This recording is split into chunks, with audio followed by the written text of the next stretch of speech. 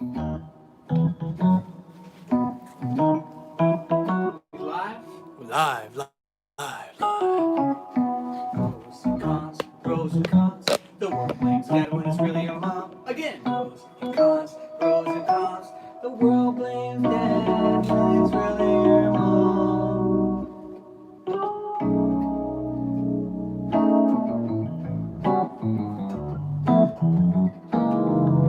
The little cover by Juicy Smollett goes, this is MAGA country, but everybody's racist, yeah. This is MAGA country, but everybody's racist. This is MAGA country, but everybody's racist, yeah. This is MAGA country, where everybody's racist, yeah.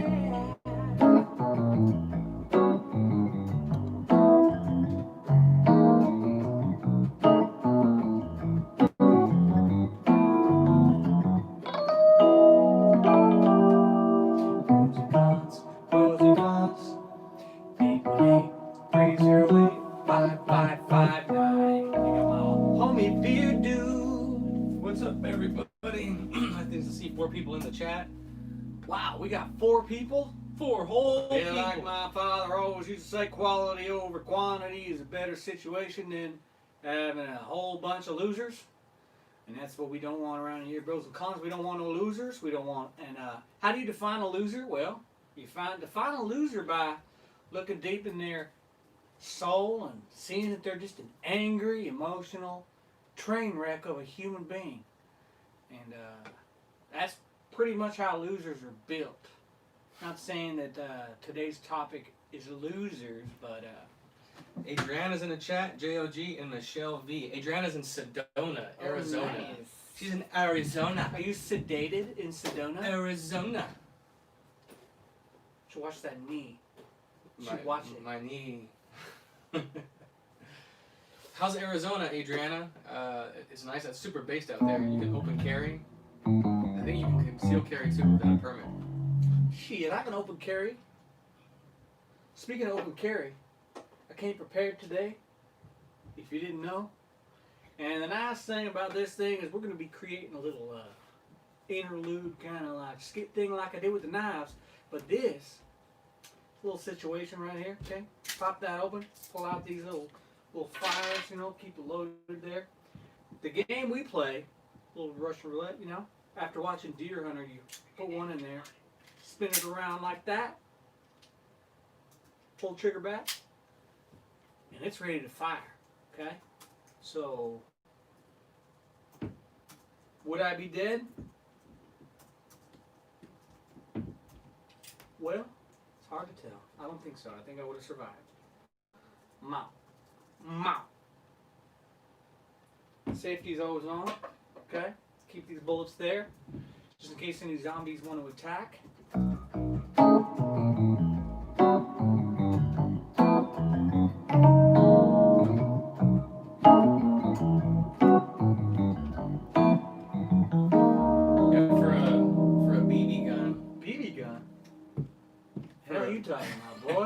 This thing is pretty badass. It's got weight.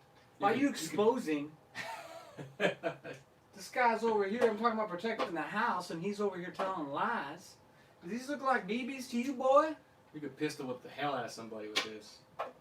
But remember, if you want to be real tough, you're supposed to shoot it like that. That's how gangsters shoot it. That's how you miss. Yeah, that's how you shoot innocent bystanders, when you shoot like an idiot. Oh, it's our Australian, our friend from Down Under. Nice. Just Happy. Welcome, Just Happy. What are these people talking about? These people. When I say these people, don't get the wrong idea. Stephen Will says, funky. Oh, yeah. Thomas Korchesny, he's Ben, I don't know how he says the second part. Ben Ween in LA or something. He follows you on Instagram. Always in the chat. Nice. Appreciate it, man. I think he's Canadian. Sweet. A, you know how Canadians spell Canada? C-A-N-A-D-A. What's up, Grace? Grace. This is Oh, what I yeah. think of when I hear Grace. Oops. Yeah. So, speaking of Canada, their prime minister took a knee. He gave in to the white man's got to take a knee. I'm not surprised. I mean, your prime minister is the son of Fidel Castro. It's crazy, man. I don't even know where to begin with the mentality of people, especially white people. They're all afraid. They've been raised, went to school to hate themselves, feel guilty and ashamed because they're white and for whatever happened in history. But see, I never had that mentality. I never thought that I was responsible, especially for the color of my skin, for anything that happened in the history. I'm accountable to myself as an individual. And if I do something wrong to somebody else, that's something I should be, ashamed of. It's something wrong to someone to screw somebody over. But I didn't have any slaves, and I'm not responsible for anybody who did. I don't know. Nobody in my family did. Maybe down the lineage you could find something, but I'm Irish, so if I was going to find any slavery, it would be that my family were slaves. But I don't care. I don't think about that stuff. But it's crazy. I saw a video of that white lady walking down the street in her workout gear. She's all walking, got her mask on, and then that guy comes along and tells her to get on her knees and apologize on behalf of white people. Yeah, and she gets down on her knees. And then you could tell it's not because we were watching it. She's not doing it because she actually believes it. She's scared and she feels awkward. Yeah, it's out of she doesn't want to be fear. called racist. And as soon as she can get the hell up, she gets up and she's like, I gotta go. I think it's insane because people that, if you really know yourself and you know you're not racist, why are you so afraid of being called racist? And I want to know. So if you're white and you're afraid to be being called racist, call in and explain to me how that works. What people call you and what people say about you doesn't define you, and it shouldn't matter what people say about you. I understand. I used to, be not afraid, but I would definitely hold back in the sense of I'll just be quiet. Like, well, I don't know, what it's like, whatever. And it's like, well, I know what right and wrong is, and I know what it's like to be a human being. And if we want to look through the lens of equality, then everybody should be treated the same way. It's not very equal to make a white person get on their knees and apologize. And I even saw somebody making white people kiss their feet. Yeah, those black Hebrew Israelites. It's insane. It's ridiculous. If you look at, and that's the problem, is that they have demoralized. They've removed the morals and the pride out of white people, and the only person. And really, most people, it's not even white, just white people. I mean, because even blacks, they have a false sense of pride. But it's funny because you can be a black man and say black power. You can say I love being black. And you could say you could say what do I see a lot? You could not see it a lot, but it's okay to be into your blackness. Any other culture, or Mexican, you could be brown pride. You could be like, I'm proud to be Asian. But you say white pride. I'm proud to be white, then it's like, oh, whoa, buddy. Yeah, whoa. they're like, whoa, This whoa. is racist. I mean, just try it. Go somewhere and say brown pride, and watch people be like, yeah, and say black pride, and be like, yeah, and be like white pride, and they'll be like racist. It's ridiculous. And most white people on the left, the liberal whites, are the ones that want to be the earn brownie points and do all that virtue signaling and try to I've gotten so many messages, direct messages on Facebook and Instagram of white friends, so-called friends, that wanted to educate me about my privilege, and I'm like, what? You know what I realize is everything's a fractal, right? If you have a square and then you cut it in 4 squares, and you got 4 squares, right? It's a square as a whole, but then there's a square, and you could do that forever, and you could keep making squares in a square. And I see that in life, in society, it starts with the family. You got your mother and your father, right? And within those mother and father, you have children, and you create more, right? But then on a larger scale, it's duality. You got night and day, right and wrong, good or evil, up or down, right? And we have Democrat and Republican, right? And the way I see it is that, like, Republicans are dad, right? And Democrats are mom. Because Democrats are way more emotional. And the way it is right now is, like, the Democrats are, like, the mother that's imposing her emotions on the family. And the dad is just, too weak to stand up and correct her and protect the kids from her. That's what's happening with the Democrat and Republican thing. The Republicans are all quiet. They don't want to be called racist. They're afraid, and they're letting the world go, or the country go to hell in a handbasket, and just sitting back because they want to keep the peace.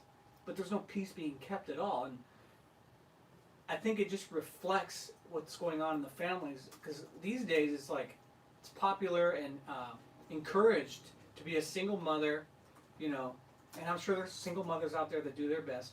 But you can't raise a man as a mother because you need a father. You need a father to be the example. You can't teach a man to be a man. He has to see the example so that he can.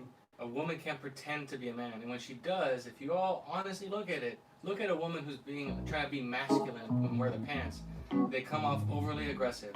They don't discipline so much as they traumatize the children. They're beat more the hell out of also them. playing a role in contriving it, as opposed to it just being in their nature. Right, and everything's very manipulative. Just like everyone jokes about, like, what's wrong, sweetie? Nothing. And it's like, okay, well, I just think it's funny that, it's such a womanly thing to do. And it's okay to admit that. They are different and they give into emotions and they try and pull you into this emotional world of theirs where they rule. You can't go in there. You're not going to win. You just don't argue with people like that. You just tell her, where's my sandwich? And that's it. This guy. That's my thinking. Don Lemon is a prime example of a woman pretending to be a man. Exactly. Yeah, Don Lemon. I mean, he's a lemon. Yeah. And that guy dogs white people so much, and he's married to a white man. That's not even. I don't even like use the word marriage. Married. Yeah, it's like his partner. Yeah, that's amazing. Steven says, Richard, I don't apologize. I embrace, especially now. He's talking about I don't apologize for being white. I embrace it. That's unfortunate because now I almost feel this feeling of anger. Don't. That's exactly what they want you to do. They're trying to bait you and figure out why you feel angry, man. Because it's usually not going to be what's in front of you. It's something else. And if you feel anger as a man, it's because you still have a woman inside of you. You got your mother spirit, which, remember, you called in and talked about it. So until you deal with mom and settle that, you'll feel that stuff. But that's why it's important that you forgive them. Because if you don't, you will suffer and you could make a mistake. Even though you know what's right, you know you shouldn't apologize, you'll make a mistake somewhere. And don't believe the movies. They try to portray man as angry. And if you notice, in the movies, like the villains were the ones that wouldn't get angry, and it made them scarier because they were just like everything was cool. They're like, oh yeah, kill him. They're like, kill him, as opposed to the angry, like. And I think as like a dad growing up in the house, I wouldn't want to make my kids be afraid of me by trying to be emotional, and being like yelling at them and instilling fear from being angry, but more so just firm in the truth, and so that they could see what right and wrong is, and the consequences. Because I think when you raise a kid, and I've never raised a kid, but that's okay. I've been raised, and it's important to show your kids consequences of cause and effect. Like this is going to happen if you do this. So that's why I think setting rules and boundaries.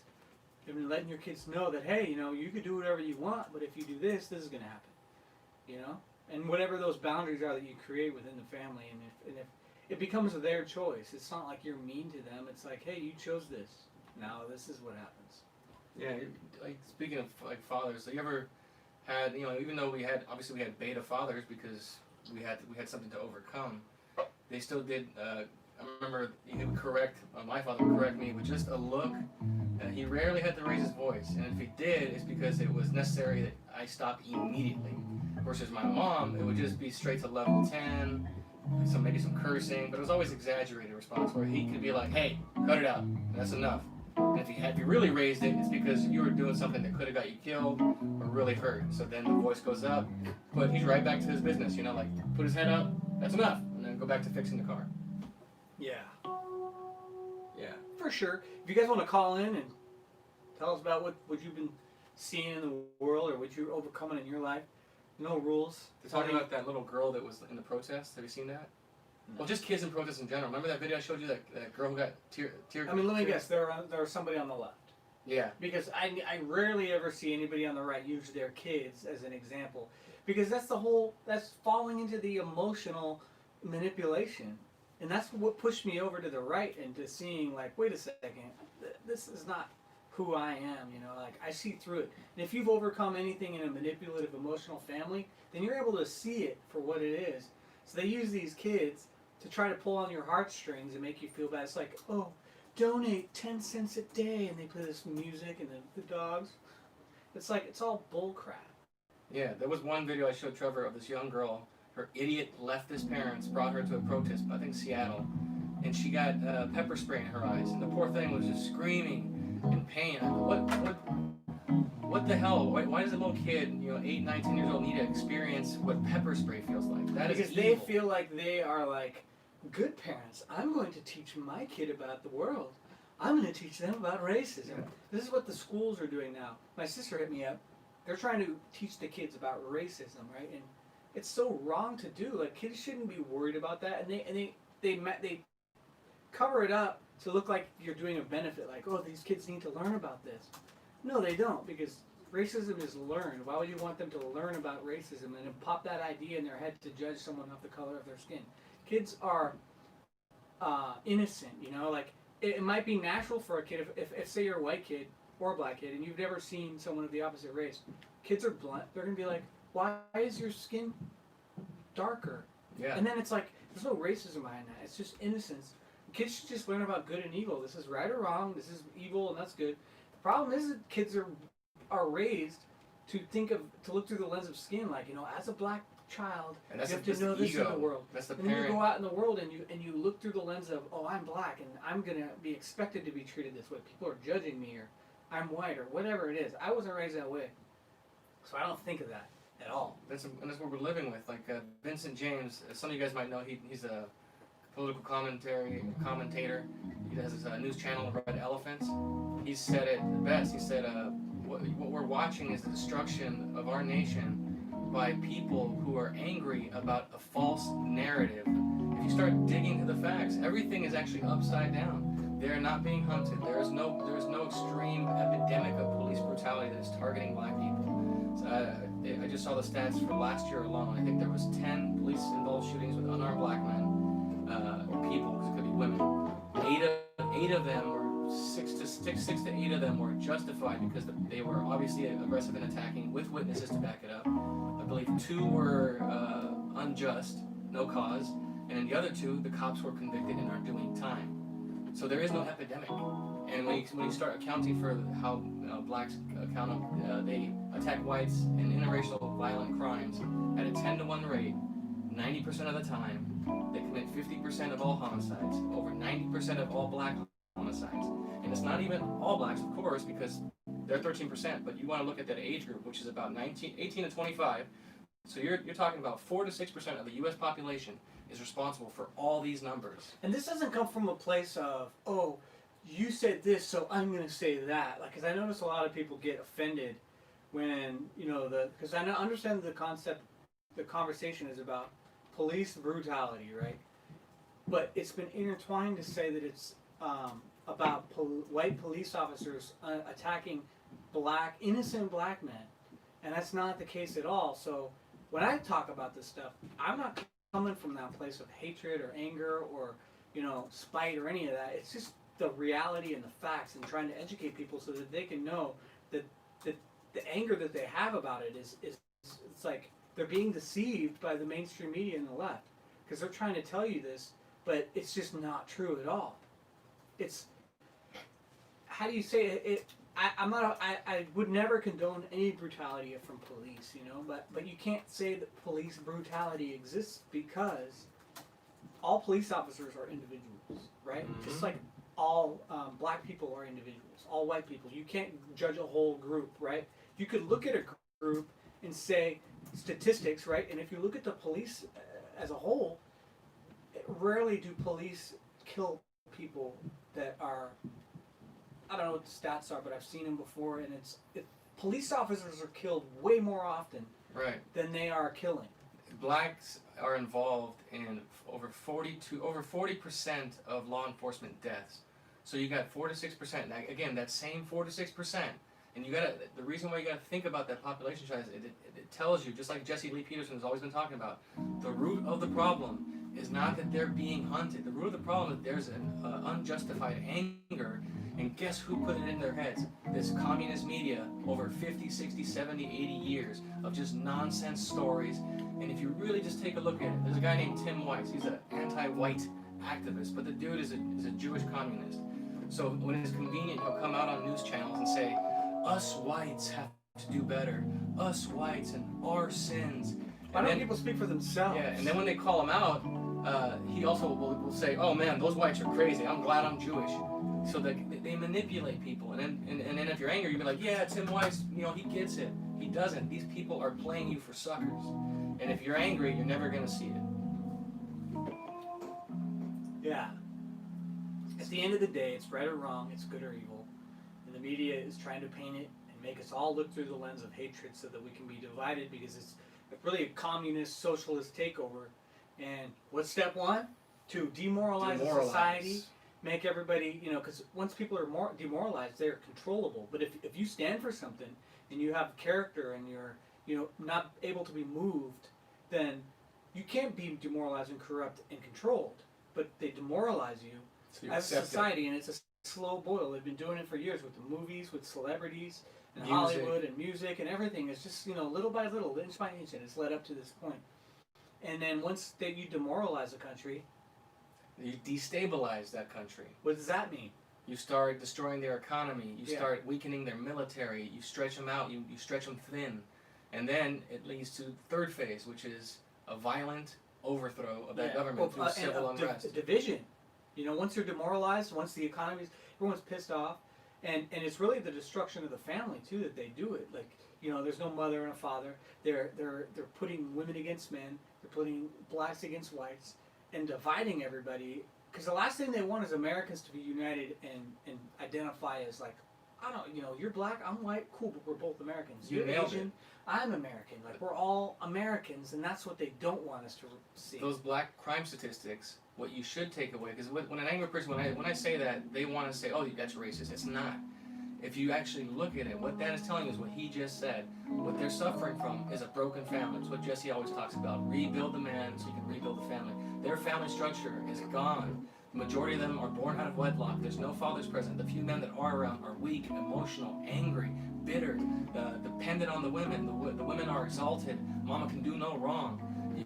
You see, and that explains why their crime stats are so high. And now that is now spreading towards the white community. It's in the Hispanic community. And that's how you take over society. Yeah, it's like people are trained to put, and again, in movies, in society, in the way conversations that they have on TV, they try to put mom on a pedestal and make it seem like mom is the backbone of the family and that she works the hardest.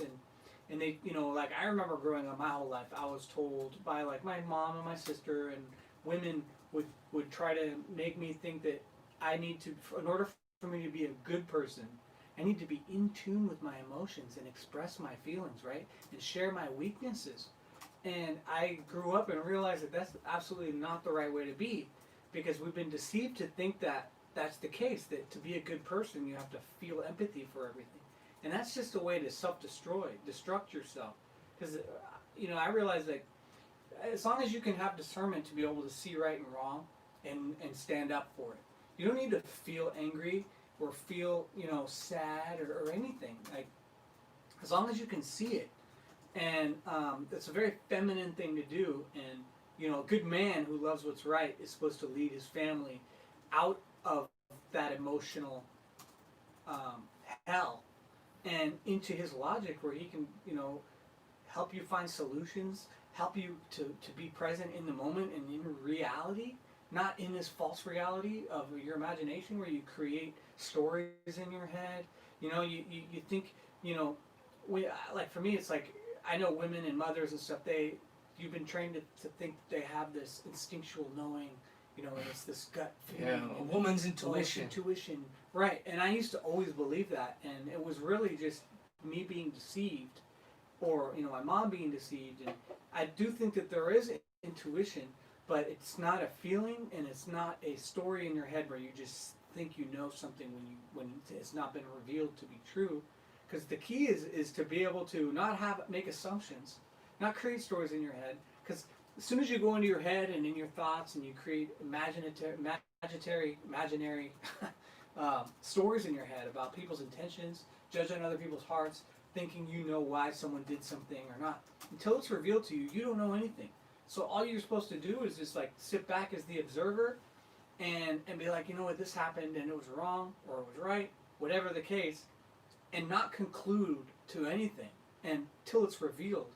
And when enough things are revealed and you're able to see logically, as opposed to led down that like deceitful imagination, you'll be able to see more clearly to actually really be in tune with that instinctual knowledge of wisdom. You know, it's not even knowledge, it's wisdom. Yeah. And when 2 + 2 = 4 enough, then you know for sure. It's not just a hunch. Oh, I got a hunch. I feel like. Right, and that's exactly. I mean, it's something that comes much more natural to a woman, which is why men. The same reason why I'm with Jesse on the whole George Floyd stance, and I'm still I don't. Doesn't matter what happened People are saying afterwards. that's fake now, Yeah. or that they think it could be staged. But Yeah, I don't know. I don't fall. He has ties to masonry, but the idea of going hard at the root and not getting distracted by the fruit is important. And I'm with Jesse all the way. Like I don't. It doesn't matter what happened afterwards. What matters is why did George Floyd live his life? Why does anybody live their life wrong, do wrong, serve evil, and put themselves in that situation? And if you don't care about that, it doesn't matter what happens downstream of that event. Deal with the root, and don't let the world, which is kind of like a girlfriend trying to get you to talk about something else besides the root problem. They'll say, but what about this? And what does this mean? And I mean, I need to hear it. Why can't you just say it? Just say it to me. You don't give in to that. You just no. Either silence or make me a sandwich or, just something else. But don't give in to that. Yeah. Yeah, porn star George Floyd. He was a porn star. Yeah, and I heard so was the police officer. Yeah, apparently the police officer. And they worked together. They had a job at a bar.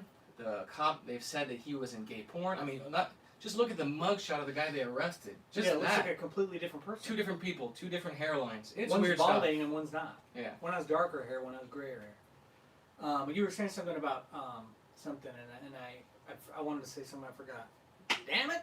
If you want to call in and talk about it, 818-308-5559. Black Stepdad says he kind of disagrees with you about women's intuition. But that's cool. You can disagree all you want, and call in and tell me how. Yeah, you let's disagree. let's hear about what you think. Why? It's good. It sounds like you think that they do have intuition. I think that you can have intuition. Oh, Grace is calling. But it's in stillness. It's not in moving around in your head and thinking My that you phone can is control tripping. situations. No, because you don't know. Sorry, everybody. My phone is tripping. It's about time to get a new iPhone. You can't just have an iPhone 2 forever. I know. I gotta get that He wants a iPhone 11. vest, but he doesn't want an iPhone. Yeah. I know. I'm looking at a brand new bulletproof vest.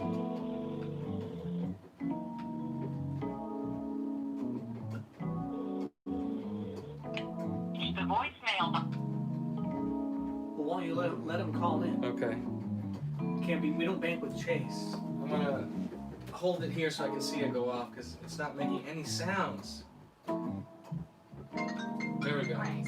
Who that? That's Grace. Nice. Gracie. It's Gracie. What's up, Gracie? Gracie, señorita. What's up, Grace? How are you? It's been a minute. How have you been? We missed you at church last week. Yeah. I'm doing well. Everything. Nice. Are you gonna be I there can tomorrow? hear you. You coming tomorrow? I am. Oh, God willing, I snap. will be there. You say what? I said, God willing, I will be there. Is Yeah. the creek still rise? It was so nice to be back. I mean, I think it's a little beta because they spaced out the chairs.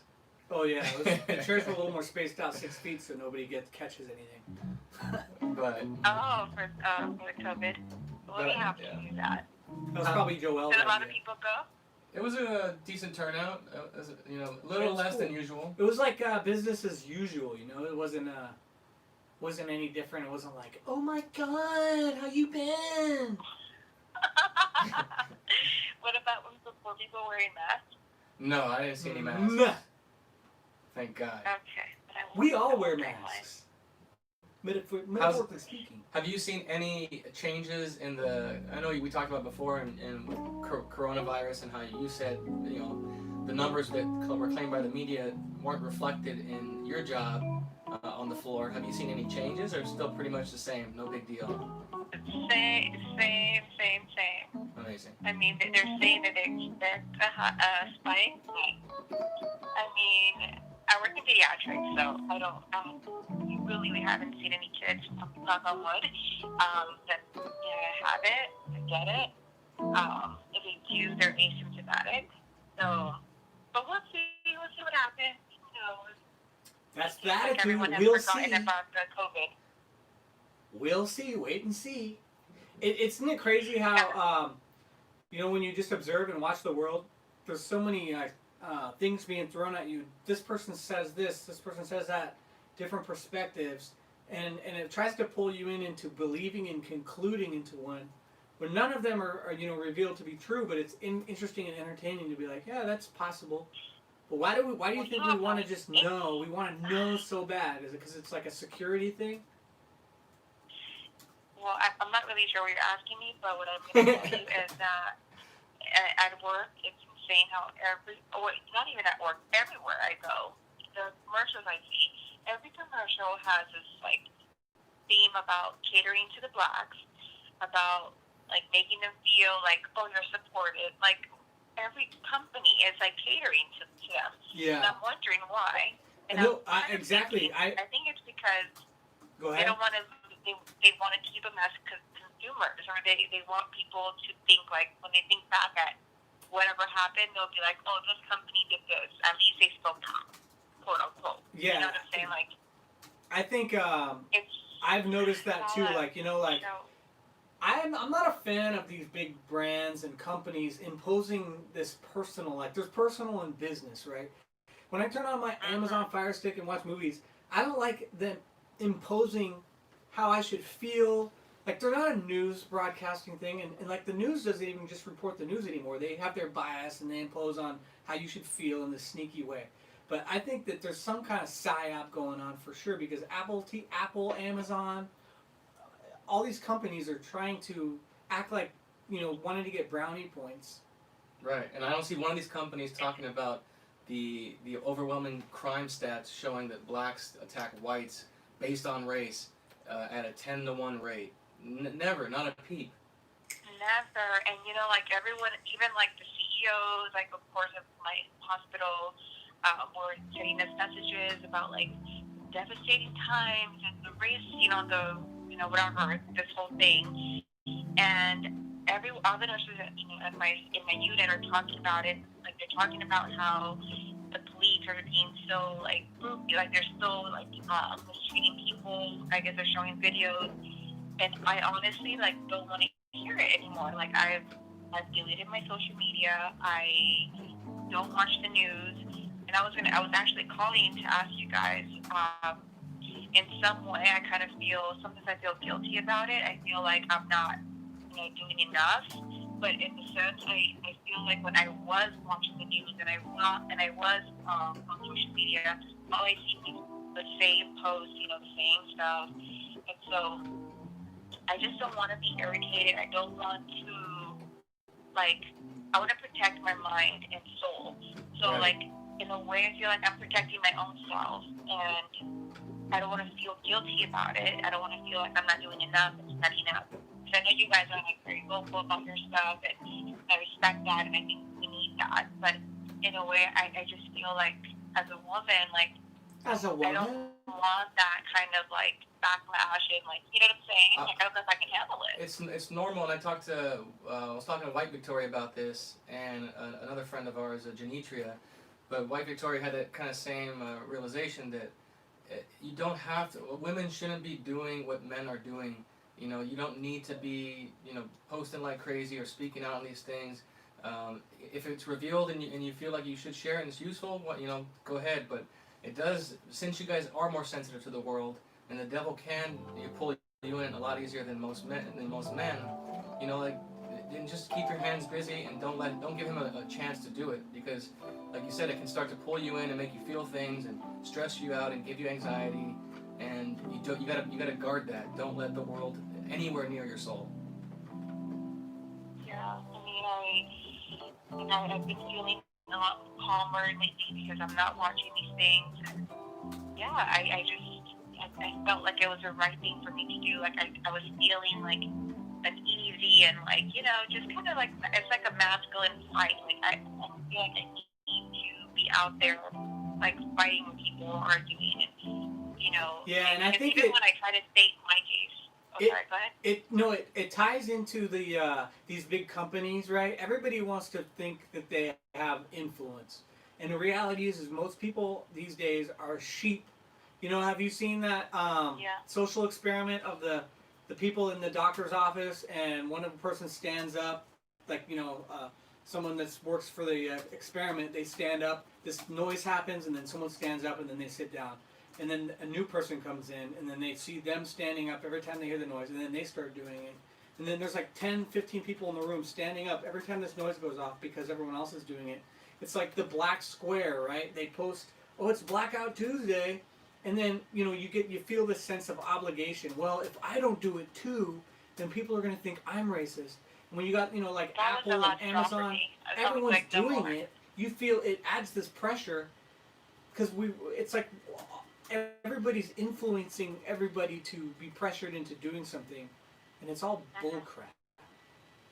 It is. What do you, as a woman, Grace? What do you advise for? There's some people who follow us who have not quite done the whole, steps that Jesse advises to overcome the world. How would you phrase it? How would you give that advice if they're trying to understand and they believe in what they think is right with this Black Lives Matter stuff? But how would you phrase it for them to try and overcome it? Well, it's, to be very honest, I think that people that I talk to who actually believe what's going on are getting their information from like the media, and the media is doing a very good job at portraying their point that that cops are evil and that this is happening. So honestly, it's like not even their fault because I feel like they're like sheep. They're looking at the videos and like they're just going along with it. Right. So in a sense, like I can't even hate them for it. It's just like they're just blind. They just can't see. So when I try to like kind of give them information, even at work, I was like, it took all of me to just remain calm and look at the person and say like, well, this is what's happening too. Like there are these bad people that are looting are also beating on like the business owners, whatever the case. And to them, it was like they didn't even care what I was saying because they already have it. Their minds are already made up.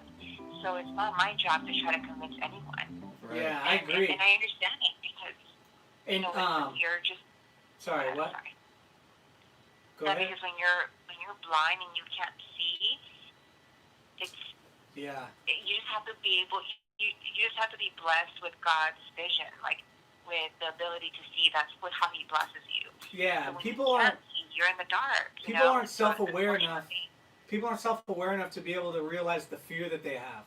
These white people that have all this guilt, and if you're somebody who all the celebrities are saying one thing, all the people who are your friends are saying the same thing, and everybody's around. There's this like fear that maybe people aren't aware that they have, and it's the ego. Like they don't want to be oppositional and say something that opposes what everyone cool says or what their friends say. Because They don't wanna deep be down they left know out. that they could Yeah. lose a friend, that they have something to lose. Because I did that, I basically walked away from everybody because I saw the truth for myself, and I knew that it was worth it in the end because I don't want to live a lie and have fake friends. I don't want to just have people around because they agree with me or I agree with them. And Absolutely. you can't. It takes a lot more guts to do that. And you can't. I realize too. It's like, you could present people like that are asleep. You can present them with facts but they do no good. They're worthless because you have to go to the root, and the root of it is that spiritual battle between forgiveness and your parents growing up and getting that root. Because these people that are blind and can't see, it doesn't matter. You could show them like, no, look at the sky is blue and this is blue. Look at right here, and they will like deviate to something else, and they just can't see it. So now I realize like I don't want to show people facts. I just want to talk about how I've overcome in my own experiences and those types of things. Because if I can help people, see, then they'll be able to overcome in their life, or maybe not. Like I can't say I'm going to force anybody to see anything, but like you'd think logically that if you could show somebody the facts about something, statistics or whatever it is, that they will be convinced, but you can't. It's insane. I think that, overall, like you said, the root of the problem is the anger and I think the disbelief of, like, God, too, because it's like, when you harbor this anger because you think you have control, you think you have, like, it's up to you to, like, create justice or do whatever. And, like, I feel, I don't know how else to say, like, it's just, you can't change someone's mind until their hearts are changed, until they are right within themselves. And so, I feel your pain as far as like losing friends. I'm not like out there verbal about my views and stuff with like a lot of people. I mean, my family knows how I feel, and for the most part, like I just try not to talk to them about these kind of things because, of course, right now I have a mixed family, so they're just going to town up, with this whole issue. But some of my family members are lesbian, some of them are black, so it's like, so, they just think that I'm like this, like, conservative person, like, so it's like, I can already imagine the conversations that are being had about me. However, I'm not even getting into it with them. I forgot what my point was. What was I telling you guys? Yeah, no, I mean, it's like Jesse would say, it's not for everybody. Like before I met Jesse, I knew all this information that I know now, and I would share it, but I shared it with the wrong spirit. And now I don't care. I'm not angry when I post it. It's just what comes naturally. It just comes to me. I screenshot things, save it, and then I'm like, all right, this is how I'm going to share it, and I share it. But when it comes to family, if they ask me, I'm telling them. If they question me on my post and want to drop comments and accuse me of things, I'll respond.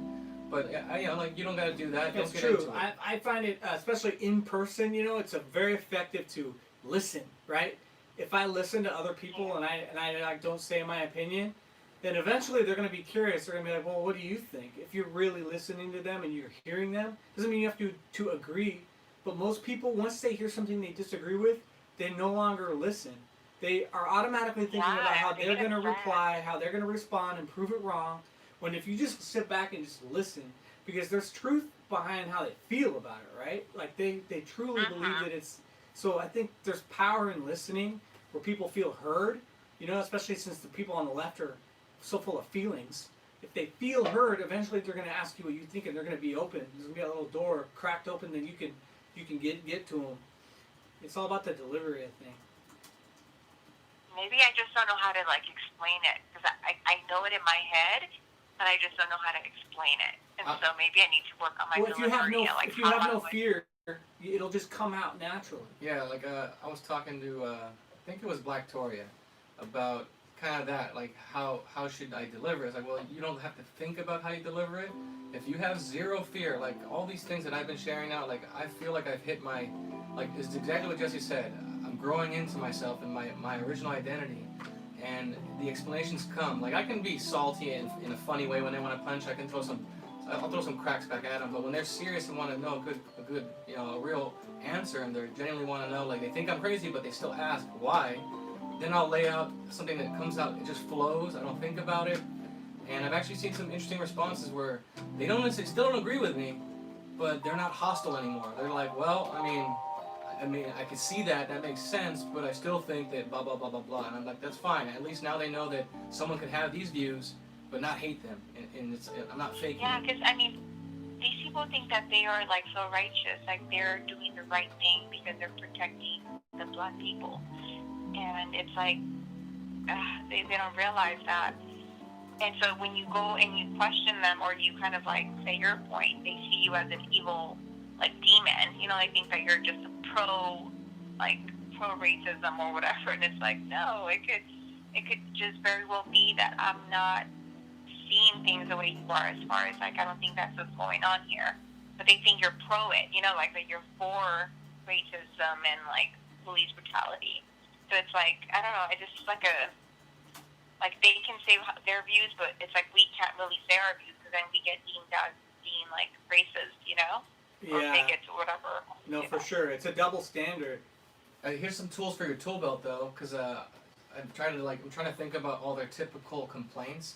So one major one, they love to say, "Oh, there's systemic racism." Well, by definition, if there's systemic racism, there should be a law in place that treats blacks and people of color differently, so that There is systemic racism. Well, before we get to the real one, and that's what you would say when they say that. You could say, well, and you just ask them nicely, like, well, can you name me which law exists that limits black people in any way, or any other person of color?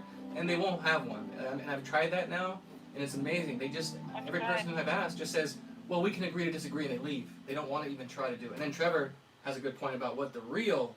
Yeah, if you want to look at what real systemic racism is, it means that there's laws in place to that are different based off the color of your skin, and there's affirmative action with schools. If you're just because you're a person of color, you get into the school, or you get the job because they have things in place where they need like a quota of it has to be diverse, and if you have a company, then you have to hire this many people. And that's like super messed up, because like if I was black, right, I'd want to know that I earned my way naturally, that I was good enough to get the job or whatever, and it wasn't in the back of my mind like, well, maybe I got it just because I'm black. That's what really the reality is that systemic racism is not against black.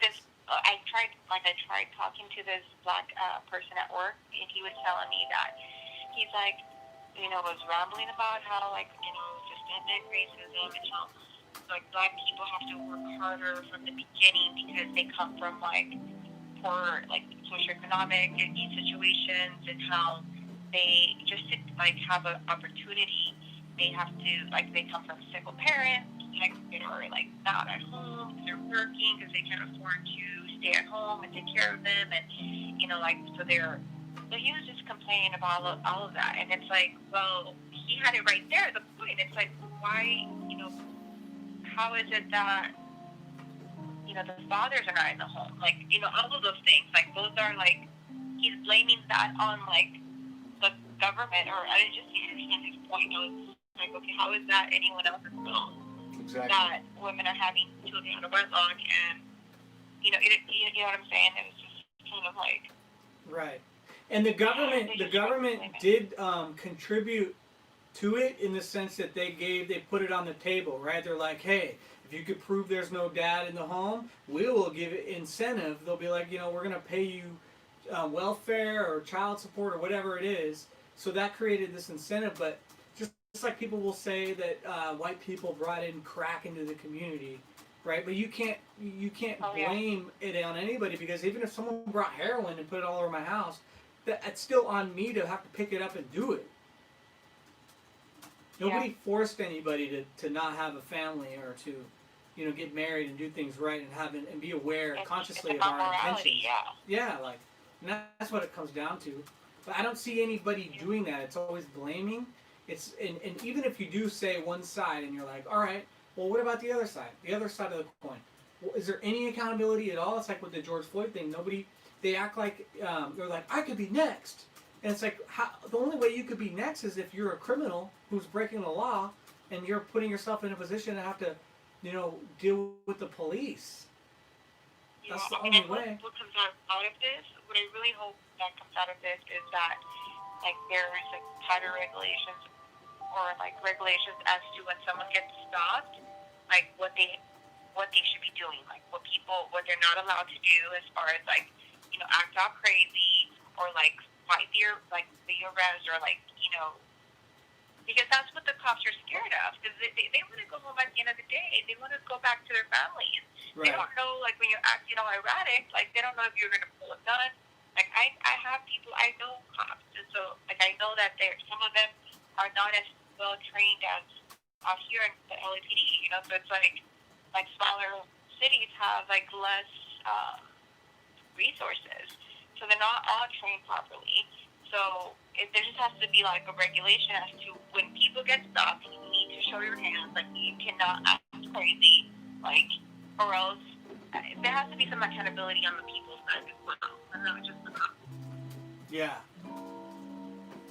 No, for So sure. anyway, I wanted to ask Richard where he got his necklace from. Where'd I get my what? Your necklace. Oh, my necklace? Actually, it was a gift. Trevor ordered, it was not the right size or something. I bought one. It was too small or something about it, and so I gave it to him. It was a hand-me-down. Yeah. So and I was in the market for one, so I was like, that's perfect. And it's gold. I like gold. That's a nice necklace. Yeah. Okay. Sounds good. Well, we can't wait to see you I'll at get church. On the phone. I know a few people wanted to call in, so I just wanted to touch base and say what's up. And I'll see you guys tomorrow. All right. Thanks for Amazing. calling. Thanks, Grace. You're welcome. Okay. Bye. Bye. Bye, girl. Bye. Girl, bye. Pros and cons. Pros and cons. Call 818-308-5559. Just don't have anger. Hey, you guys. Hey, you guys. Stephen How Will. dare you? How dare you? What's that? Yeah, what are they talking about in the chat? I need to figure out a way that I could see what's cracking in the chat. Skip McBurney says, on a Skip. serious side, Damn you, Skip. I have yet to see any difference in people's treatments towards others. The blacks and whites, and even the Mexicans, get along good here. And here is Augusta, Georgia. That's Wait. a good point, man. He's yet to see any difference in sense of good or bad. Good that they don't treat each other differently because they're just treating each other like people.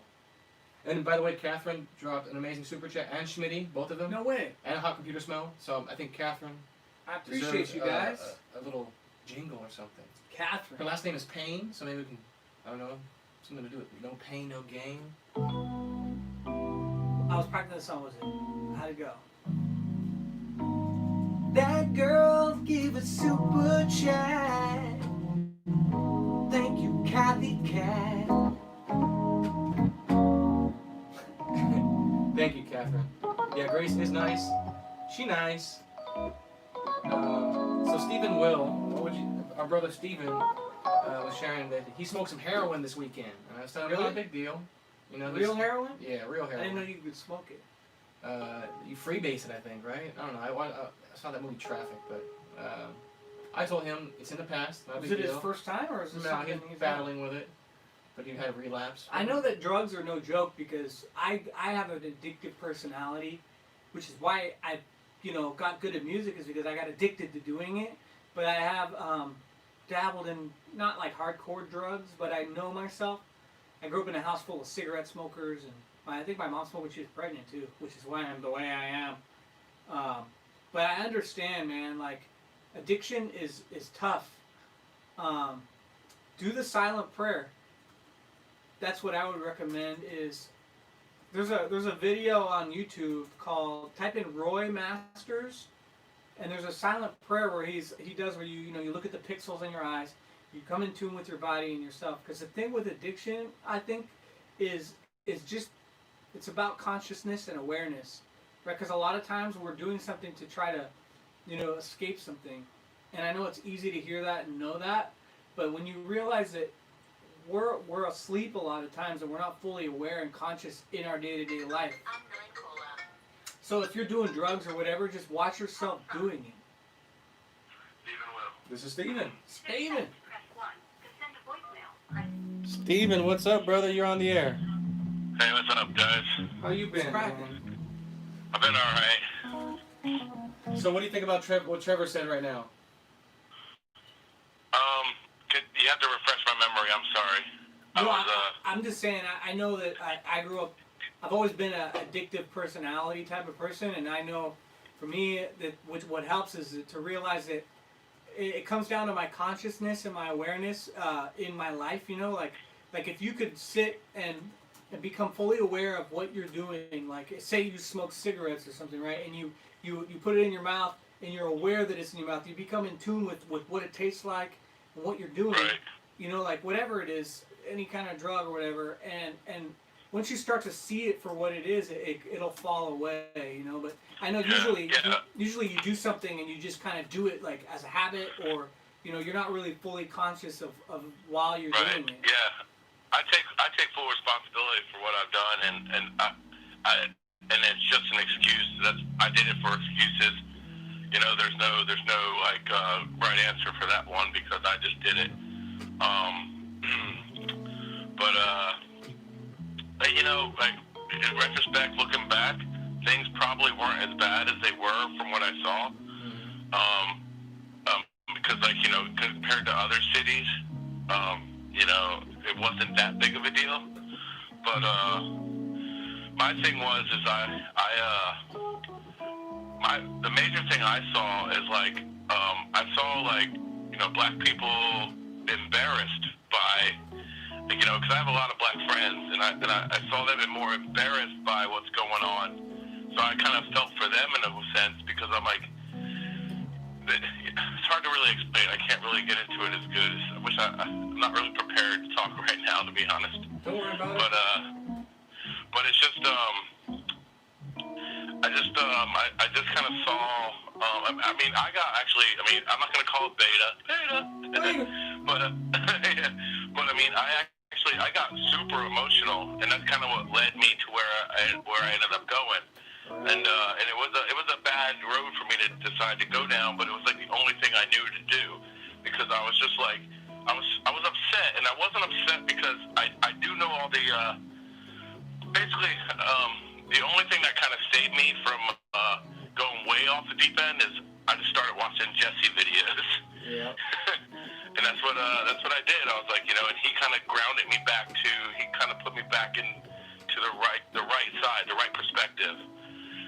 But it was just, man, I just couldn't, man, I can't even really express it in words, like, and I know, like, God, how do I even say it, man? I feel kind of stupid right now. Don't overthink it. Just let it come to you. And if you don't have the words, you know, wait till it comes to you. Right. But on that note, with you know, I know last time, you know, you opened up and you shared that, you know, you had forgiven, but it was not the right way because you still feel things and you still have that anger, and then part of you also, you felt bad about, you know, forgiving your parents, like you weren't quite there yet. But right, you know, right. So what you're doing now, you know which way is the right way. You just, you know, if you haven't come to realize what you need to forgive her for, just keep watching yourself. But you know, that will be your hurdle. You gotta go face her and tell her. And I'm aware that the forgiving of my parents is a very powerful thing, but there's also just things that still go on in life, and yeah, you might be able to handle it better because you have forgiven. But my thing is just I just see it's very dark. You know what I mean? It's just very dark right now. Like and I could ignore it and just move up and just go, oh yeah, whatever. That's their problem. But I have a tendency to kind of I get very emotional, and I know that comes along with maybe being, you know, like, you know, once I forgive the right way, I won't be as emotional. Right. But I don't really want to fight emotions so much because I think emotions are what helps. Maybe not. Maybe they do kind of cloud your judgment, perhaps. But I also think you need to cloud your judgment in order to come out on the other side the right way too. Why, you know what I mean? Why would you need to cloud your judgment? Why would you need to cover your eyes up to get to the other side? Don't you want to see? I do want to see, but I just don't want to I just don't get that Do you? I know that this is a common thing that I get. Is it because, like, because I get a lot of people that when I tell them how I look at overcoming emotions, like my family, they tell me that I sound like I'm advocating for being a robot. Do you feel like that if you were to let go of emotions that somehow you wouldn't feel joy or those things? Do you think that it means the same thing as not having that? Yeah, I think that's true to some extent. Don't fall for that, because like look at Jesse, look at us. Like the man laughs his ass off every day. Trevor laughs you can laugh about everything. So when you overcome emotions, don't let the devil tell you that you're going to become that's a bad thing. You know, the key is it's don't. Yeah, I noticed you said to fight emotions, right? The key is not to fight it. You don't want to resist it. You can feel it, but the key is just being aware that they're not real, that they feel real, right? But only because they're seducing you into having thoughts. Because if you notice, you can't really feel anything until a thought tells you. And there's these subconscious thoughts where you're not even aware that you're thinking about something. It just kind of takes you down a hole. Like you said, everything is dark for you, and that's because thoughts have led you into that place where you feel that way. And so if you just become aware that you're in those thoughts or you're feeling emotions, and you sit in it, and you instead of doing drugs or trying to find an escape, you know, like you just sit in it and you take it. What about when it comes to feeling other people's emotions? Like, do I ignore how I feel about how others are feeling? You mean like sympathizing with somebody? Yeah.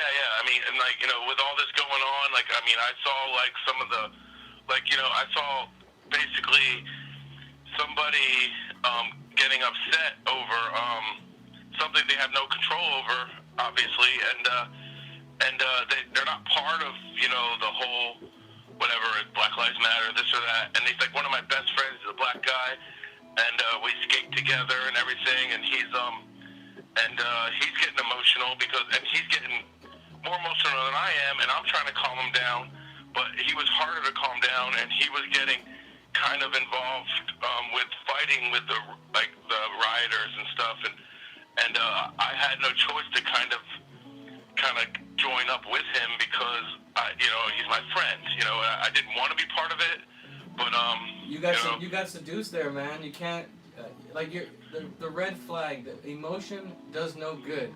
If you think emotion's good, and then you're watching it pull someone into wanting to go fight, you know, for no good reason, you know, your proof is right there. You shouldn't be fighting with him just because he's angry. That's you getting guilt tripped into feeling bad. The devil's telling you gotta feel for him. You should feel bad, white man. Now go help him. And then what if you got yourself killed? What if you got yourself shot by the cops? But when someone's getting beat up in front of you, what do you do?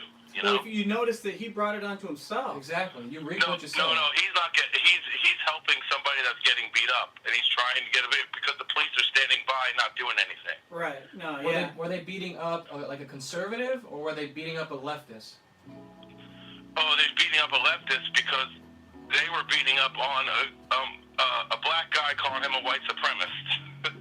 Well, in that case, like I always say too, like people think that because I call out, you know, the left or whatever, that I just don't have any love for them. But if I could help without getting myself in, because in the end, still, like Trevor says, you put yourself in those situations. That dude who got his butt beat, he didn't have to be there. I know that Antifa's nonsense, and they're not to be taken seriously, and that's only feeding their fire to like give into that. But I got to a point where I was just like, you know, F this. I'm gonna you know, I can't take it anymore. I guess I just fell for it. I suppose I couldn't help myself. So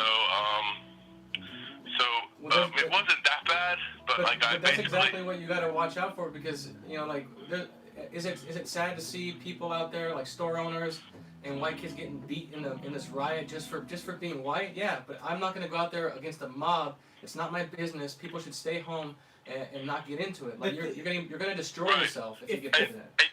If you notice, and the crazy thing about it is, look, or at least where I'm at, with all this stuff about, like, you know, with that, you know, like when they were all up in arms about that guy, there was like, it was mostly white people, like Black Lives Matter people that I guess that were on this side.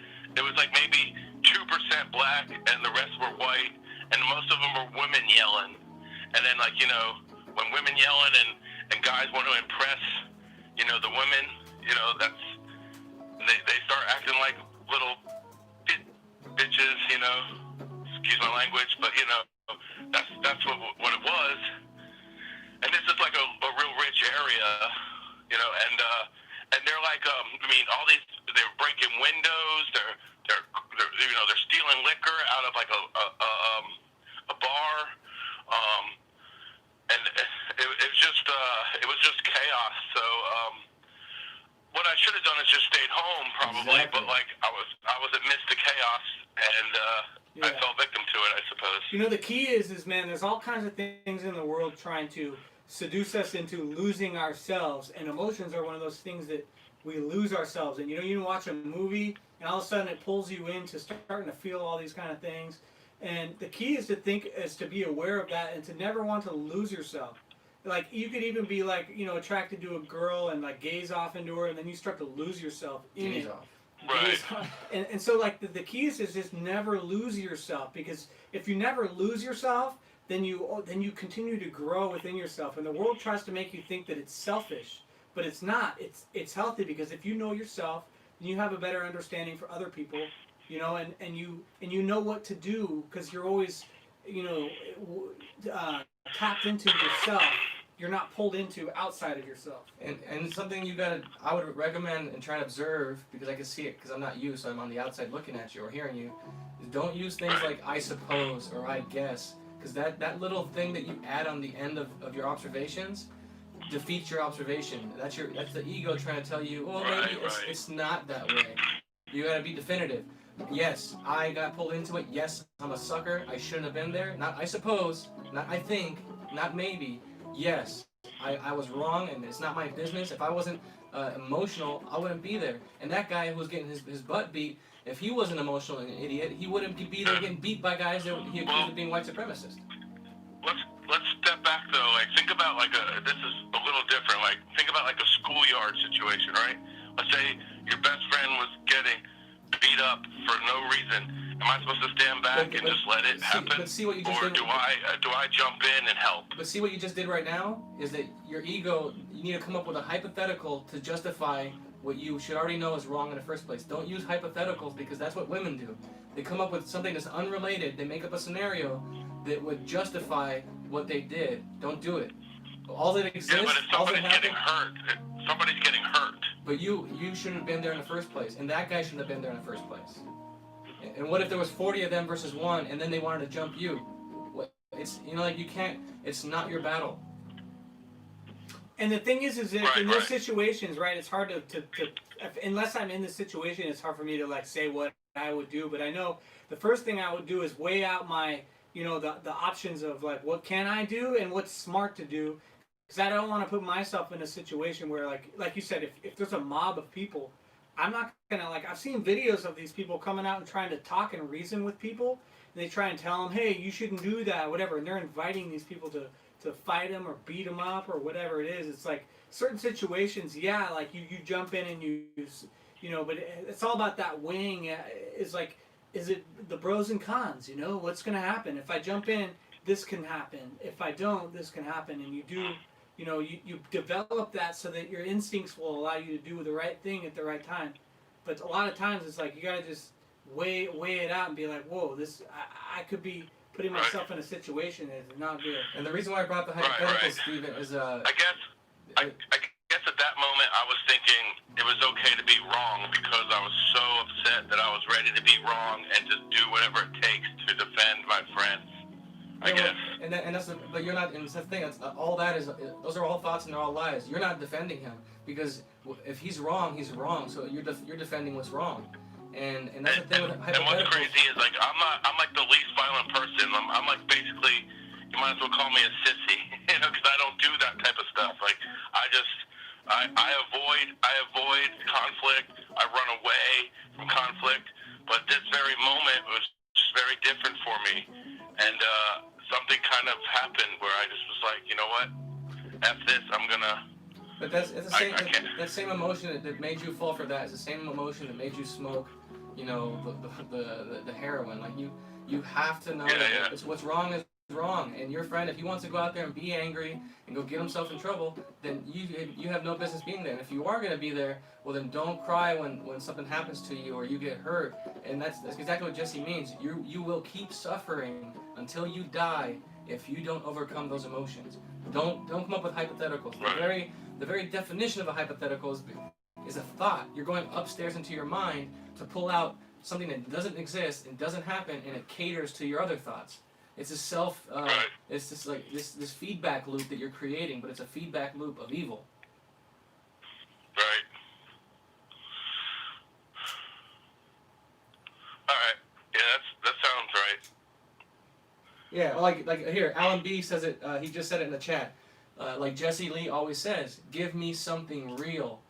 Don't get seduced into something that doesn't exist in your head. Stay out of there. Because if you notice, the root of that is really you trying to find any reason and excuse to justify something, you know? And when hearing you talk, it's like, I feel like you already knew all the answers to this before, you know? Like, do you feel like that you might need validation or something, you know? Like, to hear it from someone else to mean it's true? Because if you tap into knowing for yourself, then you don't need that, you know? I used to feel that way a lot, where I'd need to hear someone else lead me and guide me into the right answer before I can make decisions.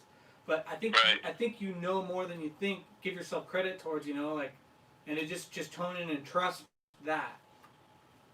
Okay. That makes sense. Yeah. But deal with your mom. You got to deal with her so you can get better at this. And like Trevor said, stick with the silent prayer, because you need that line between your thoughts and reality is too blurry for you to actually recognize, so you don't catch yourself going into a thought. So the silent prayer is an exercise to work that muscle. It helps you define that line and make it clear when you are in a thought and when you are in the present moment. Right. Yeah, I've been trying it out, but but yeah, obviously it hasn't really sunk in quite yet. But I'm gonna try to stick with it and see if I can get it to work for me. Yeah. Well, thanks for calling in, Steve. It's always good talking to you, man. Yeah, awesome, man, guys. Appreciate it. Yeah, take care, guys. All right, man, take care, bro. Stay out of the riots. I will. All right.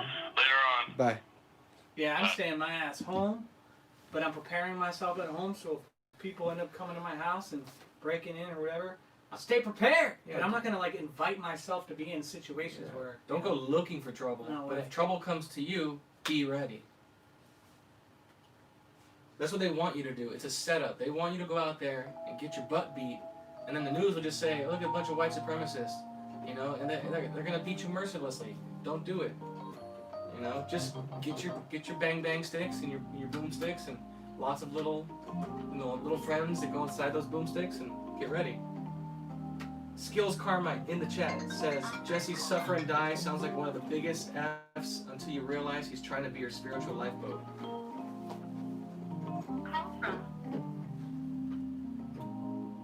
To accept, press 1. Let me see if it's legit first.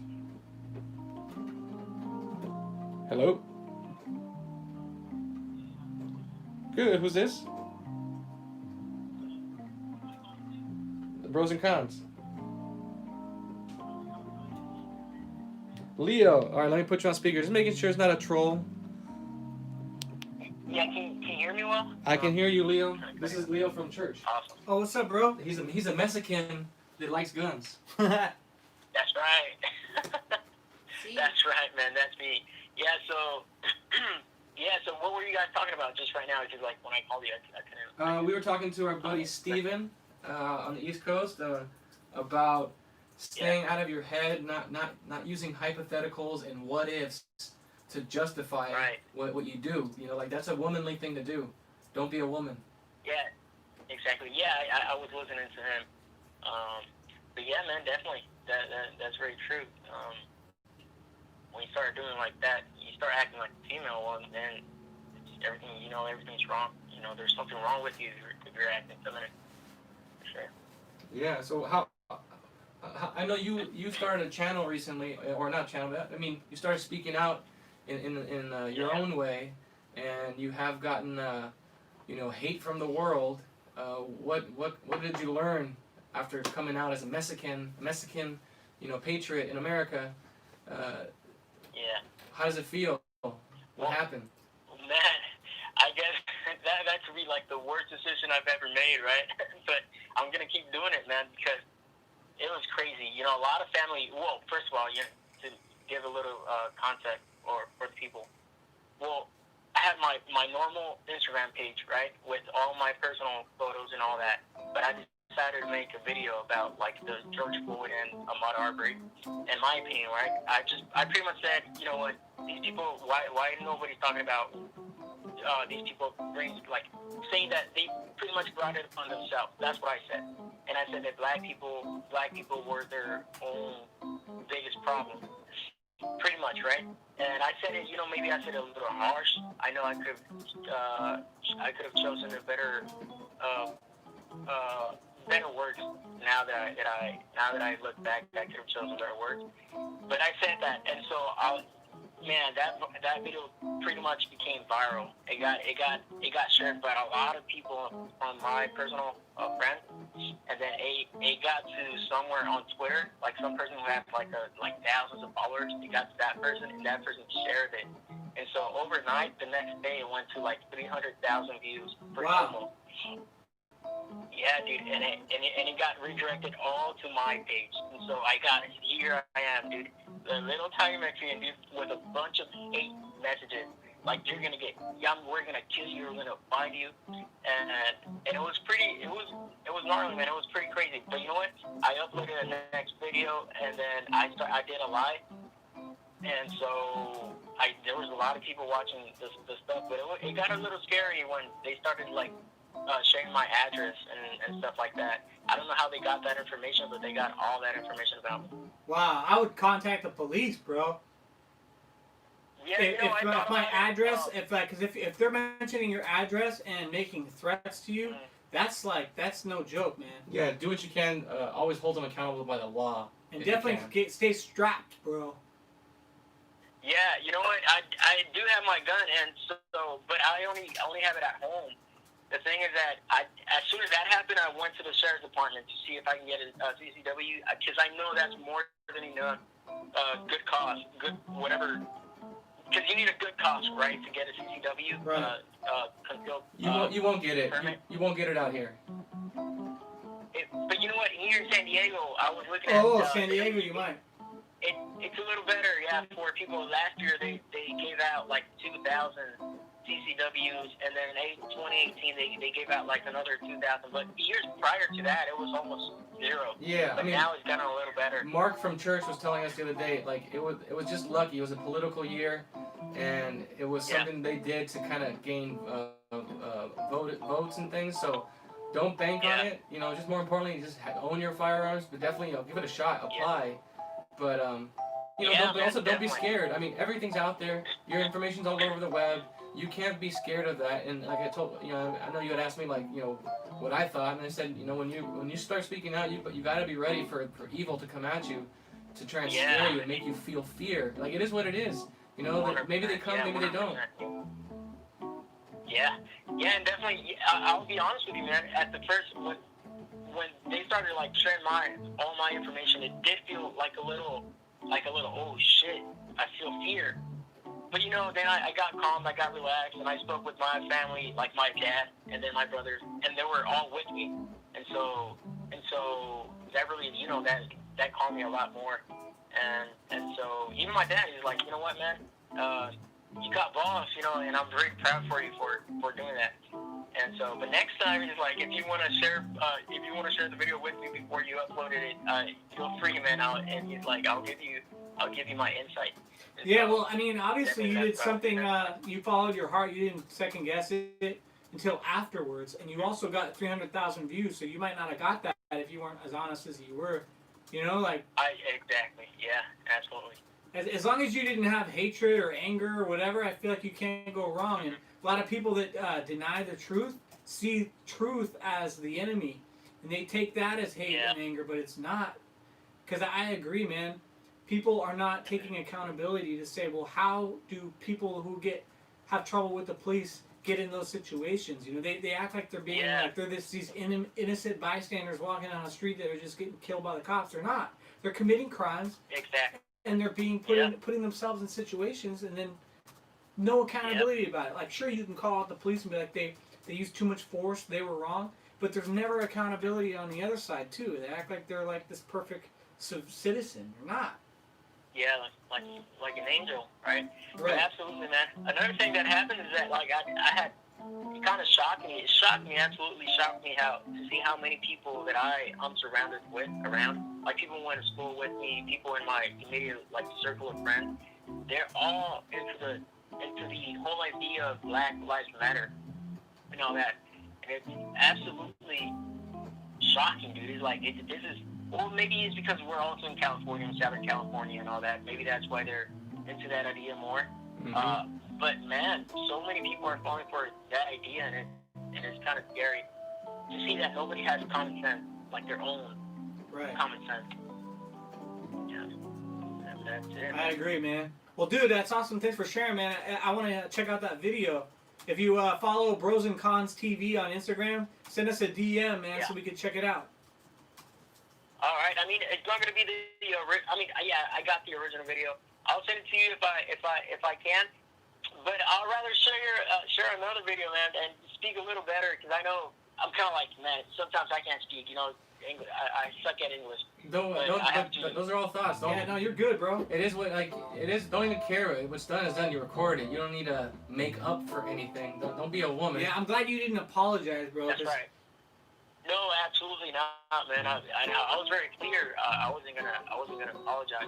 If anything, I'll make another video using better words. Because here's the thing, man. It's very easy to see that they're trying to create a civil war, right? I think you have to be an idiot to not see that they want to make a civil war, and so it's our responsibility as Americans, as all, to avoid a civil war, because there's nothing. If they want a civil war, that means that the civil war it's not going to be good, because the civil war is going to destroy. And so it's our responsibility to talk amongst like Americans and solve problems like a family would do, not go to war just like that. And so I will try harder in my videos to at least get those people, like the people who are not so sure or they're really after the truth, or they're really like they really want to work it out and really want to fix things. I want to reach to those people and maybe bring them to the other side or something, or take out the anger out of them, because there is a lot of people who really care, right? But they're just guided by they're blind, and they can't. They're guided by evil. They don't even know. Yeah, and they don't even know. And I guess it's our job, it's your job, my job, as not only Americans but Christians, to help them out if we can. But I know it's very difficult, man. You can't convince anyone. Well, don't look at it like you're doing anything. Kind of like Evan Root in the chat was asking about why he gets still upset with his family, because he wants them to understand and wake up. Trying to force or impose yourself, Yeah, don't even use those words. Yeah. Just say, I'm just going to be honest. You are being honest. You are not. Don't say, oh, I'm here to wake you up, or I'm here to teach you or save you or help you. No, just I'm being me, and I'm just saying what I observe, and that's it. Leave it at that. Nice and simple. So you don't let the ego in, not even a little bit. Right. Yeah, sounds right, man. Yeah, so there's going to be church on tomorrow, right? Today's Yes, Saturday. sir. Yeah. Oh, yeah, and so for the people who want to see your video and get in contact with you, how can they find you? So it's the same. You can follow me at my Instagram page, which is LeonelAguirre.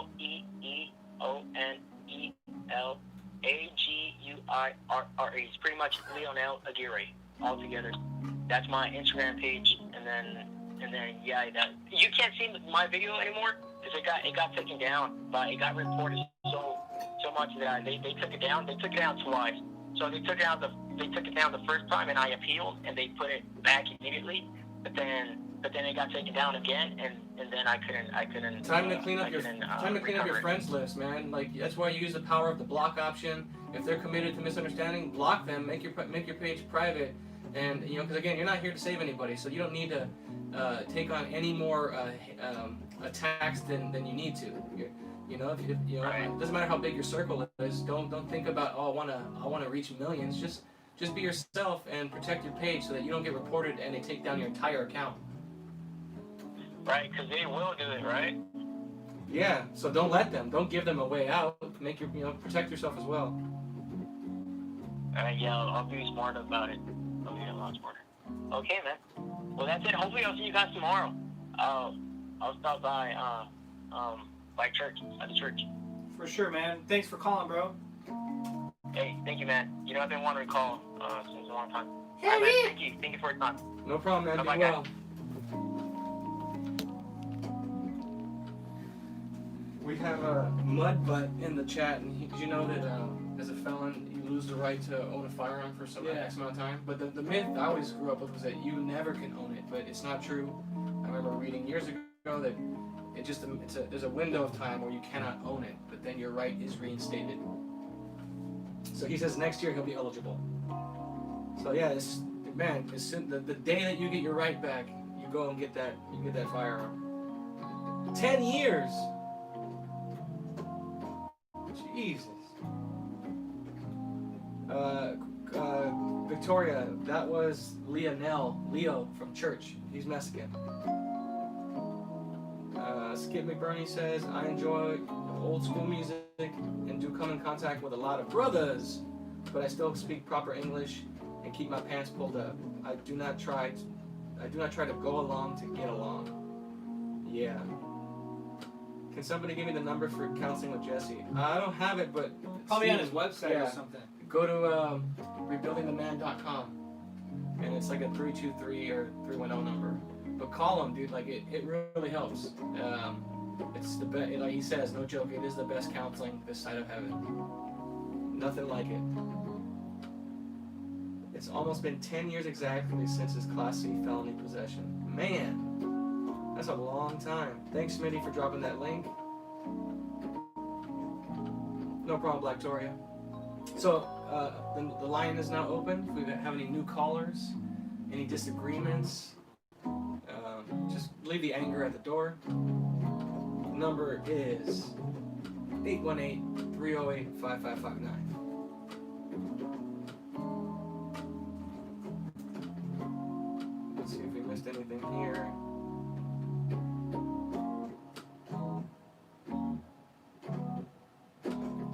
So, for you, your thoughts on this? Evan was saying that when it comes to his family, like he's forgiven them, but he says, I wish they would think straight and not be so selfish and quick to anger, and that frustrates him. So he wants them not to be angry, but he gets frustrated that they get angry. What do you tell him? What would you tell him? You said it. You become what you resent. So, you resent them because they're angry and you get angry, you're no different. And that's really the key into forgiveness, is understanding that people cannot help themselves and they are, in a hole. Their reality is skewed. And so, get rid of that anger by being the example. And I notice angry people, when you don't get angry back and you don't give that spirit any energy, then they almost get angrier and eventually it brings that anger to the surface so that maybe they can start to see themselves more. Because I noticed that the less you react, or the less I react, the more I become a mirror for people to see themselves. Because if I don't give a reaction, then they cannot judge me. They have nothing to judge. And a lot of angry people, they thrive off of judgment of others. So when you give them nothing to judge, the only thing they can judge is themselves. So I would just try to not react. And if you do feel angry or all those things, just be aware of it and don't react on it, Yeah, I mean, you nailed it. You are becoming what you hate, and you can't be seduced. Even if you forgive your parents, it doesn't mean that you'll fall asleep. It doesn't mean that you can't observe that you were wrong. But you'll just keep suffering more because you keep getting sucked into it. You shouldn't care what they say. Of course they're gonna disagree with you. Of course they're gonna get upset because they're asleep. But it's okay. They can call you all kinds of names. It shouldn't stir you up inside. Stephen, he's in North Carolina. He can't come to church. But yeah, if you ever come out here, Stephen, fly planes, trains, or automobiles, let us know so we can all hang out. Go get some lunch. That's nice. Oh, Black stepdad offered him a place to crash. I can use some new friends that are on the right side of things.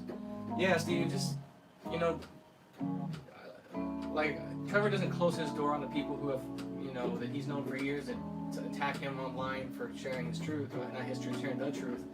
So don't close your door to, like, your friend, the guy who's angry, the other skater. But you should not be pulled into their emotions, you know. Let him suffer and die on his own. You know, you need to stay peaceful and stay still. So doesn't mean you don't fight back when it comes to your doorstep. But don't go out there looking for it. Let him do that. That's not your business.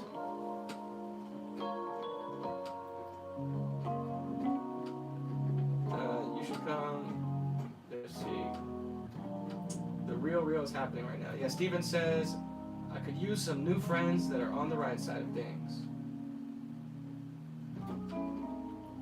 So, make sure this phone's not tripping. But yeah, the line is open, guys. Feel free to give a call. Nat Turner, Catherine Payne, Black Toria, Mudbutt. If you have any questions, anything, feel free. We're here to talk it out, learn some things. Skill says, when I first heard Jesse talk about watching things that anger you, like you were watching a movie, and to let them pass with no emotion, I knew he wasn't full of doggy doo-doo and was onto something. Yeah. Jesse speaks the truth. So, anyways, while I wait for one of you guys to call, I was telling Trevor about some interesting developments. DC, in our nation's capital, that was basically ransacked. They've renamed the street to Black Lives Matter Plaza. I saw that. I mean, it's kind of a weird street name, man. Kind of weird. Yeah. It's like, to say Black Lives Matter insinuates that they don't. Exactly. And I'm just not a fan of that. It's like, well, why wouldn't they matter? Of course Black Lives matter. And if you look at the statistics don't say that Black lives don't matter. And if they didn't matter, it would be because, honestly, black on black crime is way more of an issue. I mean, they're killed a way higher rate, and whites are killed more than whites are killing blacks. Right. They've done the stats show that I think there was something like out of every 100,000 people, 4 white people are killed in police confrontations, versus 3 for blacks. And yes, we are the majority, so that's the way. That's why there's 1 extra person that dies on average. But it shows there is no systemic racism. There is no genocide against blacks. It is all a lie, and they're using them to lead this destruction. These race hustlers like Al Sharpton, Maxine Waters, Sean King, all these people are capitalizing. They're complaining about capitalism while they capitalize off of the emotions of that community. They're enticing anger, creating just this anger inside to want to, be divided. And then schools are teaching you the education. Oh, you need to get educated about your blackness. And you find all these people that are passionate about their blackness. Like, it's such a double standard. Like, if I become passionate about my whiteness and I start, promoting myself as though, like, I care about how white I am and how awesome it is and how powerful I am as a white man, like, it doesn't look good. And it doesn't look good for anybody to do that, because it's not good, because you don't get your identity from your physical skin color. Your identity comes from within, which is your character and the code and order of God. That's what our identity really is. God created us in His image, in His identity, and then we come into this world, and the world imposes on us and destroys our identity, and then recreates us in the image of the world, which is satanic. People don't realize that. They think it's them, but it's their ego. Your ego is an alter ego, right? A new identity that was created and imposed onto you, and you think it's you, but it's not. And it creates this bubble and shield around you to try to, deflect the truth when it comes at you, because you don't want to take the pain about facing what's real and what's true. And the best thing to do is just to relax in the pain, take it, be self-accountable, and grow as a man or a woman or a person, And at least that's what I can speak for myself that I've been doing, you know. And I'm not saying I'm perfect or that I always do the right thing, but I'm consciously aware. You know, I don't make excuses for myself when I know that I'm in a situation that I got myself in. Yeah, it's real tempting to blame other people for what happens to you in life. Just deal with it. You know, say less, do more. You know, don't feel sorry for yourself. Don't feel sorry for anybody in life. And that's nothing. The world wants you to think that that's evil. Like, oh, you don't feel sorry for people. You must be evil. No, because like what he says, it's what does that imply? Black Lives Matter implies that they don't. White privilege implies that blacks have a burden. It's all about what they are implying. This is like wizardry. It's all spells. Exactly, subconscious mind spells. It makes you look through the lens as though it just is that way, and it's not. We shape our reality with how we look at life, which is why a lot of people, you know, are into their blackness or think that they're different because they're black, because they're raised in that way. It was imposed onto them from a kid. You know, if you grow up with a single mother and that mom is trying to teach you how to be a man, but she's not a man and she's not the living example of a man, then you're not going to be able to, you know, and you're raised to as a black man. You know, a lot of people say as a woman or as a man, as a black man. We can't look through those things and create these subconscious, victimized, you know, ideas of ourselves, because that just keeps us weak. And the media, the Hollywood, celebrities, and the world is trying to make people victims and divided and have excuses because they don't want us to be powerful in our own lives and know that we can grab it by the horns. And we grab it by the horns by letting go and allowing God to show us the way. Because if we just are the observers and we just look and see in stillness, we'll see what doors are open that we can walk through, and that'll lead us to a path that we could never plan. It's better. Yep. Skip made a good point. He said, as long as we send our kids to public schools, our kids are going to be taught fake history. There goes another generation, or at least an argument trying to convince them that the history books are. I think you got cut off. But yeah, this is exactly how this works. They are in the school systems. They control the school system. So Jesse's absolutely right. There is no excuse for it. If you love your children, you would take them out of school today. There's no excuse. You would find a way. You would move to another state. You would take 4 or 5 jobs, whatever it took to save that child, because they are programming your children. They already own the media. They own the music industry. You think that you're going to win by keeping them at school and just with your lessons and what you learned? It's not enough. You need to safeguard that child's soul and their innocence. You are their caretaker, you know, and you let God and His love come through you. You need to make sure that kid gets to 18 in one piece. You know, keep the world from destroying your child. Victoria's eating fried chicken. I'm jealous. I'm on Roscoe's. She says she's appalled about something. I want to know what it is. Why? She says, I'm eating because I'm appalled. So there you go. See, that's a woman for you, but she's honest. Emotional eating. Yeah, food's like a drug or anything that makes you feel like, because you lose yourself in the food. You know, a lot of people, we want to lose ourselves in things, and we're not even aware that we're losing ourselves. Every time we lose ourselves, we lose ourselves. Good question from Schmitty. He wants me to ask you. Schmitty. Super chats are never shitty. That's my boy Schmitty. He says, is not wanting Europeans to disappear being into your whiteness? No. That's not wanting genocide on a specific race. That's recognizing that it would be wrong. Why would you want a race to disappear? Right. If anybody wants a race to disappear, it seems like with the high abortions there are, I mean, I'm not picking on the blacks, but black people abort their children more than anybody. Yeah, and they're the smallest demographic. And if Black Lives Mattered, like they say it does, it seems like it's selective Black Lives Matter or certain Black Lives Matter.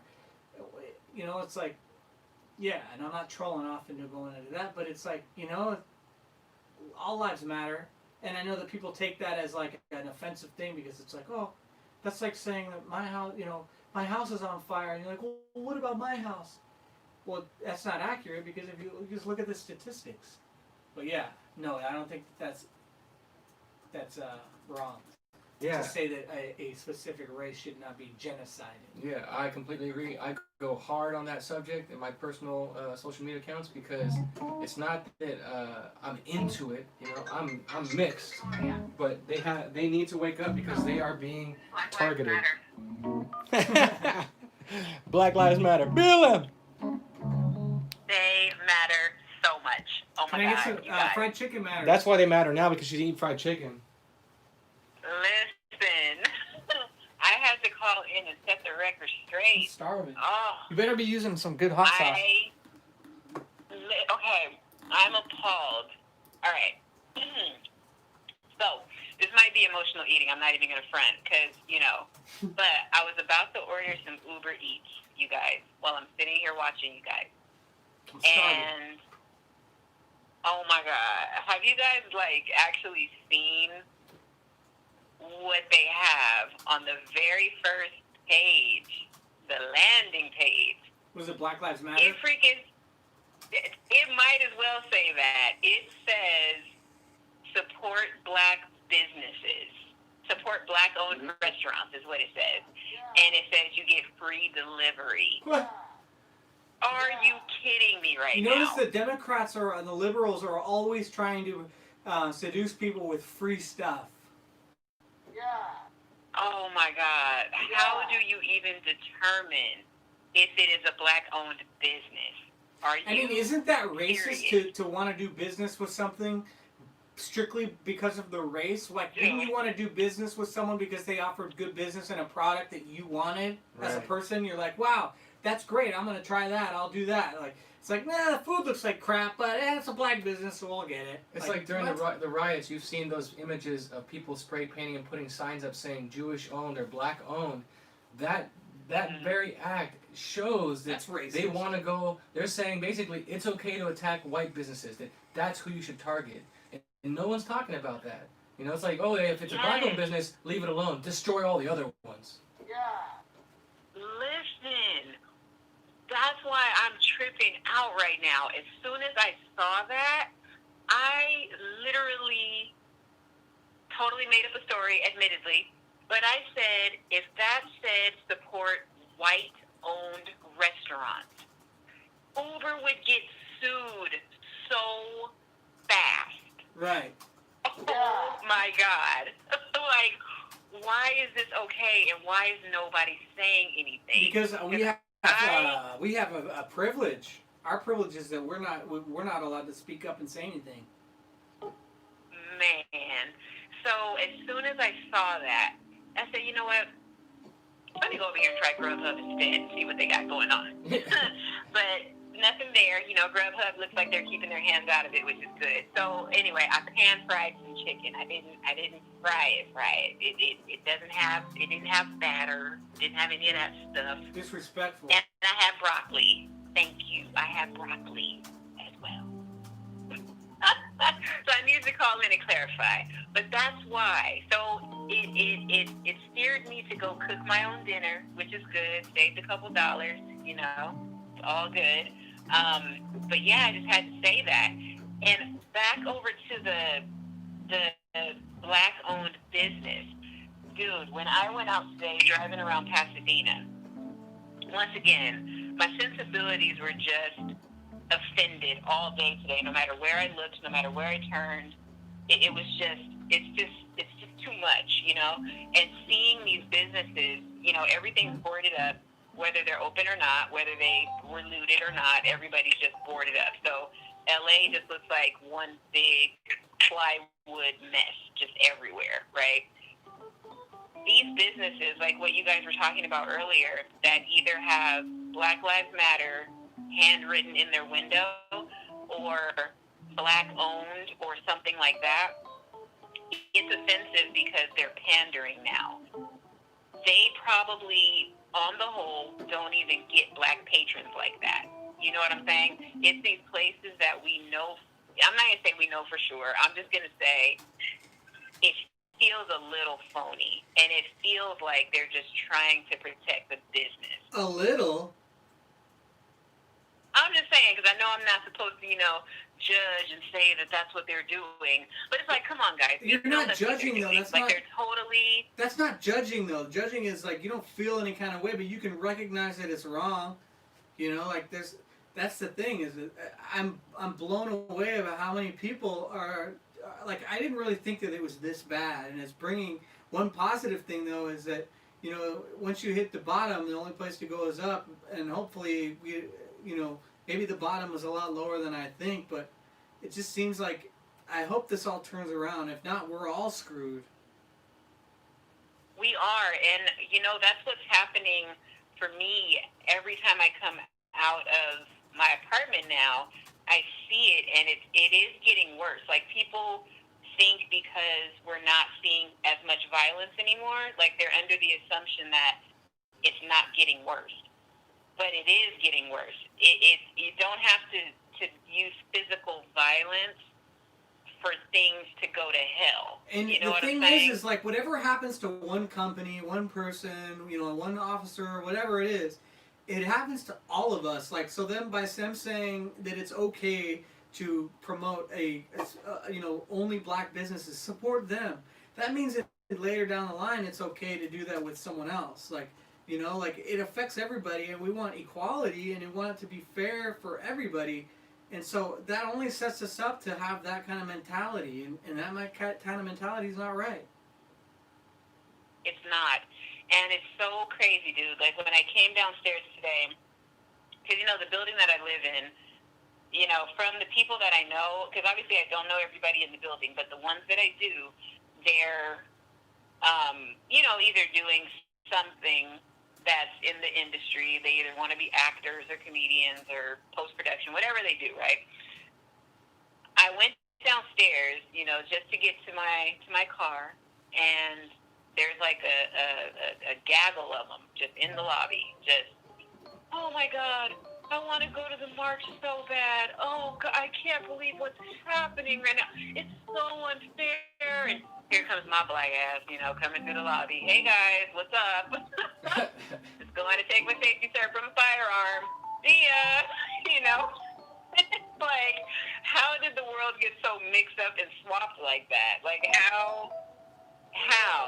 Like, they literally were standing there crying about this whole situation. And like I said, I'm walking through, like, what up? I'm not impressed today. How does it What's feel wrong with now? you guys? What does it feel like to be black, a woman, waking up, overcoming, and seeing people act like that way, who are not black, and who are crying on your behalf and bitching on your behalf? What does that feel like? It is so eye-opening because, like you and I were talking about, I felt like you were going too hard on people, black and white, But now I'm seeing it. It's like when they're doing that whiny, pathetic voice that they do now, and they've only been doing that for about 6 days now, okay? So it's this new thing they're trying out. But it's like, now that they've been doing that, I'm noticing it. Where before, it kind of just went over my head, but it's eye-opening almost to the point where sometimes I'm not even sure I'm seeing what I'm seeing. I have to force myself to doubt what I'm seeing because I didn't realize it was so, like, rampant right now. And I don't know if it's just white people. I think it's honestly everybody right now. Yeah, but white people are the most afraid. White people are so afraid to be called racist. Mm-hmm. But what does it do? Like, say I were to call Rich or you, Trev, like I would say, hey, you guys are racist. Okay, now what? What happens? Okay, you're welcome. Well, then all you'd have to do is post a little black square on your Instagram, and you save the world.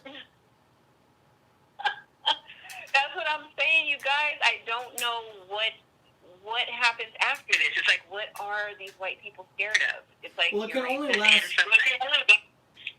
It can only last so long, That's the thing is that this is just a chapter, Like just like that, like the coronavirus is like almost over. It seems like because George Floyd's situation, like he cured it. Yeah. All of a sudden, everybody's they go from being arrested for having your business open and you can't have any gatherings to now you're not arrested for burning down buildings and rioting. It's like I don't know what's next, but hopefully, all we can do is enjoy the ride and observe and be like, whoa, this is crazy. But like, speak up, like I don't know. It's weird. Yeah, and it's so bizarre, and I wouldn't have been privy to this or been able to observe it for what it is, if you guys weren't in my life, and if I had never met Jesse and all this other stuff, and it's cool with the girls too because they can see it. Like, granted, sometimes we go off the deep end. I'm not gonna front like we're all keeping it together all the time, but it's like, wow, I wouldn't have ever seen this. I would have been out there circling the neighborhood just like these hoodlums right now. And I say hoodlums because when I was driving on my way back home right now, these people are terrorists. Like, I don't mean terrorists like, maybe they're going to go bomb a building, but they're terrorizing the neighborhood. So maybe I'll call them terrorizers. Because when I was turning down my block, there's all these randoms just walking up and down the block, in all colors, not just black people. And they have on their masks and all this other stuff, because they're being safe about their protesting, I guess, on my little street. But there's this gang of them right at this intersection where like a block away from the police station, and they're on like dirt bikes and motorcycles, and there's a big old truck, and they just stopped dead in the middle of the intersection. Like, even when the light was changed, they were still just standing there. They're flipping the bird. They're like, walking up to vehicles, acting crazy and stuff. So me, I'm standing there or sitting there like, okay, what the hell? This can really turn into something ugly. Part of me wanted to drive right through that crowd, not hit anybody, but like drive through them, in the little opening that they left. But then, like, I came to my senses and I said, you know what? It's not really a time to fight fire with fire. I like my car and I like my life. So I just turned to the right and I'm like, okay, I observed it. I saw it. I don't even know what to do with that. That was nothing but Satan right in the middle of the street. And it's so close to my place. It's that right there, that to me was terrorizing. That was not about Black Lives Matter. That was nothing. Like, right. What are they doing? Remember, we talked the other day, and if Black Lives Matter, then why are they not talking about the several young black men who robbed a pawn shop and then shot a retired black officer in the back of the head? Because that's what I'm saying. It's certain Black Lives Matter. Right. And they only really care about, like, old black guys when they're up, telling people to put their guns down and don't tear up the neighborhood and stuff like that. They only like certain black people in certain roles. And I hate to say that, but I'm just being real. Like that video that's going around right now with the black chick that's, like, screaming at the top of her lungs at people. Yeah. And that one, to me, I was telling one of the other guys at church, I said, bro, don't fall for that. Like, I don't know if that's real or not, but to me, it looks like a final for film school. Like, it looks like a project. It doesn't look like she really meant what she said. She was just doing the typical black lady thing. She was yelling. She was, doing the emotional thing. She was, caping for the poor, the ones that are in affordable housing and all this other crap. I didn't feel a damn thing when I saw that. I was just like, dude, here they go again. How did this happen? How are they letting this slip through the cracks, Like, this is why they think we're loud and aggressive and angry. It's like, even in a time where you're trying to promote peace, you're still being, like, crazy. You're still being irrational. You're still yelling. You're still, being combative. It's like, go sit down somewhere. Like, that's how you help the cause. Now that you're on the other side of things, and, since finding Jesse and waking up, do you see how black men are overly emotional? And I mean, any man with emotions is a woman, but do you see how womanly they act? Yes, and I think we've mistaken that with masculinity or something. And no, it's like men that are sometimes. I mean, it's good for men to be vocal, but I don't think that most of your power is in your being vocal. I don't think that that's where your masculinity lies. That's just me. I feel like it's just the presence that you have. men don't have to walk around and cry about things that are wrong. They don't have to. Like, to me, that's not how you command power. At least, in my mind. I could be wrong about that, but they don't see it as feminine. They see it as strong because remember, the men and the women do it. So it's kind of like just a what do you call it? It's just something that they feel like black people are. Like, they call it power, but like you said, it is just a feminine spirit. That's really all it is, because it nags. So now that you are about to become, a responsible Second Amendment American, how did it feel to be surrounded by a bunch of white men who love their guns? Well, here's the deal. I kid you not. There was a little bit of everything in that store, and the one thing I saw the most was Asian. I was surprised. Like, oh, even the ones that can't speak English are up in here. Oh, okay, all right, okay. One guy even had a guy translating next to him. They weren't gonna let his friend in, but the guy told him he can't speak English. So they were like, okay, well, just this one time. So there's a lot of people out there, that share our sentiments, but I will say this, there's another crowd of people that don't, because I think I was telling you earlier, Rich, when I went this morning, it was super early, way too early to even be awake, right? And the gun shop already had a line all the way, halfway through the parking lot. So I'm like, okay, thank God I got here right now. But the guy in front of me, we were just talking about the protests and things like that, and I kind of gauge the conversation when I talk to people now, because 9 times out of 10, people are going to be for the protest when you talk to them in this area. So this guy is like, oh yeah, if they ever come to me, I have a gun, or I don't have a gun yet, but I will, I have a dog, I have this, I have that. And I was asking him about if he thought this was correct, like if he, how he felt about this whole thing. He's like, well, I mean, they do have a point. So I knew I lost him there. So even with that little bit, it sounds like nothing, but that guy, what he said spoke volumes. It's like, okay, if you can make sense of what they're doing, I'm not even sure you need to be in this line right now. Like, you might just make your appointment and not come back, because this is not, you don't have the right idea, dude. How was the process, now that you've done it, to make it more... less intimidating, because I'm sure like you had thoughts about oh, what do I do, how do I go about it, how easy was it for you to start this process to become an American gun owner? Okay, super easy. And I'm sorry, I did kind of go off on a tangent.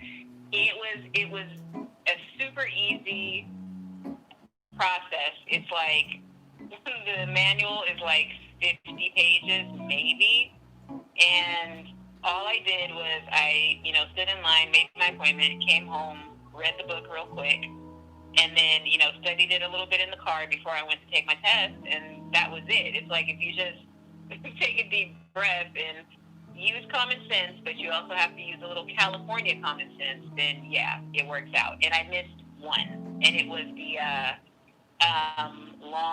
I think it was the long gun question, like how old do you have to be? And I said 18, and the guy said it changed 2 years ago, so now it's 21.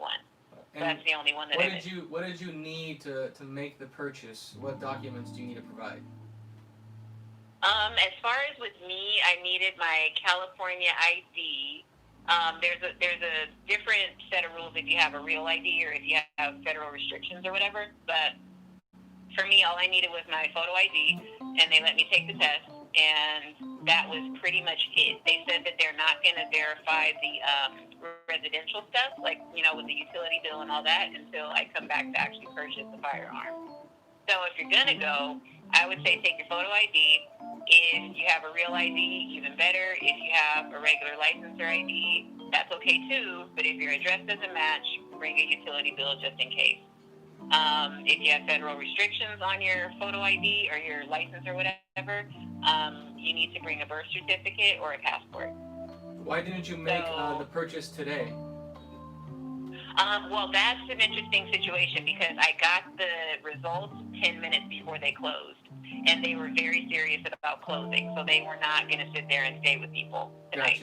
Gotcha. So that's the only reason. And the guy was nice enough. He actually showed me how to pass when I go and do the actual firearm safety demonstration. Like he was like, okay, look, I'm just going to walk you through it. This is how you do it. He's like, just practice, practice, practice. So even though they were quick, the guy was very thorough, and every time I said, "Can you do that again? Can you do that again? Can you show me that again?" Like he was like, "Okay, here you go." He's like, "Don't hesitate." He's like, "You just have to move, just act, just do it." Like he was very, just clear, concise, didn't play around. He was like, "Just do it."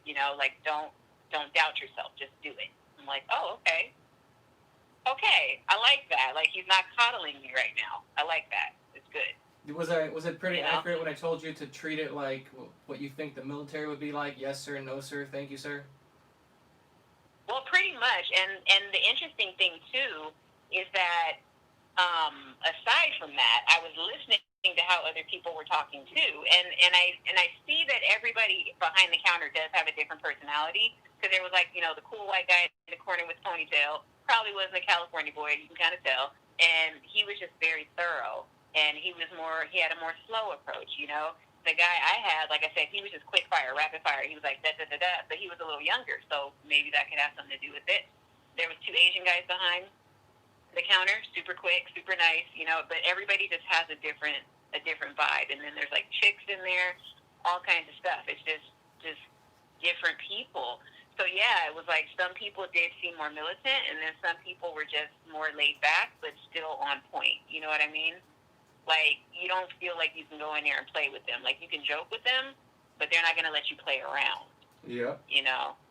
So, yeah, it was absolutely fantastic. And, for these people protesting in these streets, they really need to put their ear to what's happening with these 2A people, because those people are in there trying to get armed, already talking about the minute they bust through my apartment, whatever happens.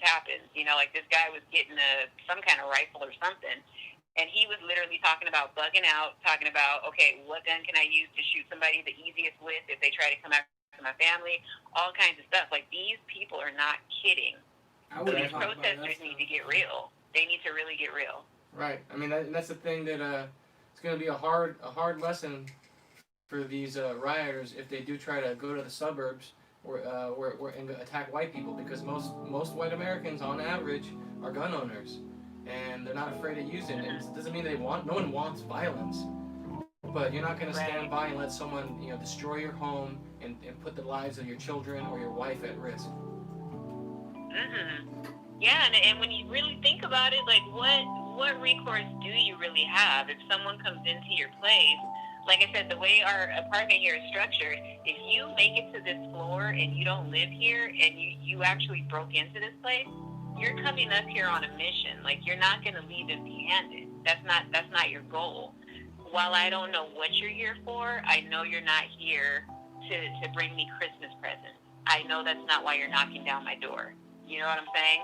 You're coming in for something that doesn't belong to you, okay? And I could lose my life in the process of that. I don't want to take that chance, But these other people, like I said, they're thinking the enemy is a police officer. No, it's not. It's the people in the middle of the street flipping you the bird. You know what I'm saying? Like, it's those are the ones,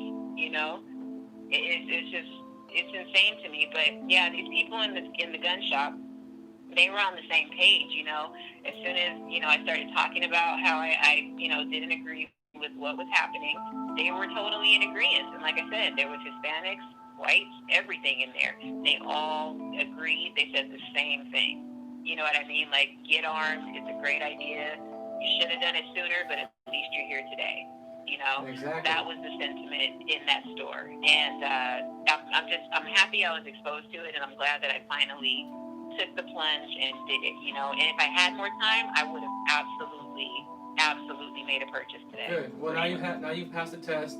They're gonna give you a little card, your certificate. You laminate it, keep it with you, don't lose it, and get back in there ASAP and get your first purchase done. And remember, get plenty of ammo, and you'll like I always told you, like you'll see, like you want to be around those kind of guys, and they're not all white guys, but there's a large number of white guys who think that way and are not scared and have no fear. So just keep seeing that. I can hear myself. Oh, I think you're breaking up. Were you talking? Yeah, but I was hearing I had the feedback. But yeah, just get in there and make your purchase as soon as you can, and get plenty of ammo, and also get extra magazines. Are you looking at a revolver? Yeah, did you keep setting out? Did you say, am I looking for a revolver? Yeah. What are you looking at for your first purchase?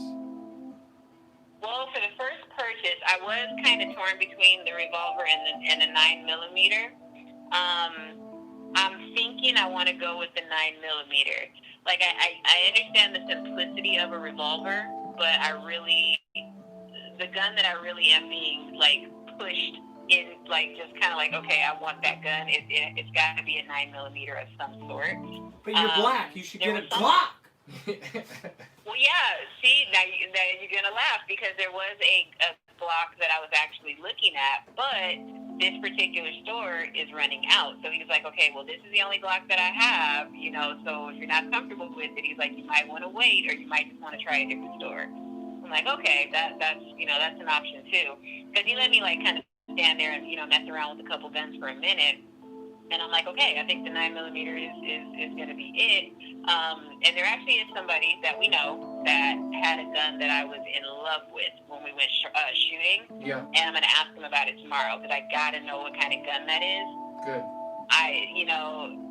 As long as I don't have to sell my kidney to buy it, I'm all good. But I have a price range in mind, and I don't think I'm going to have a crappy gun.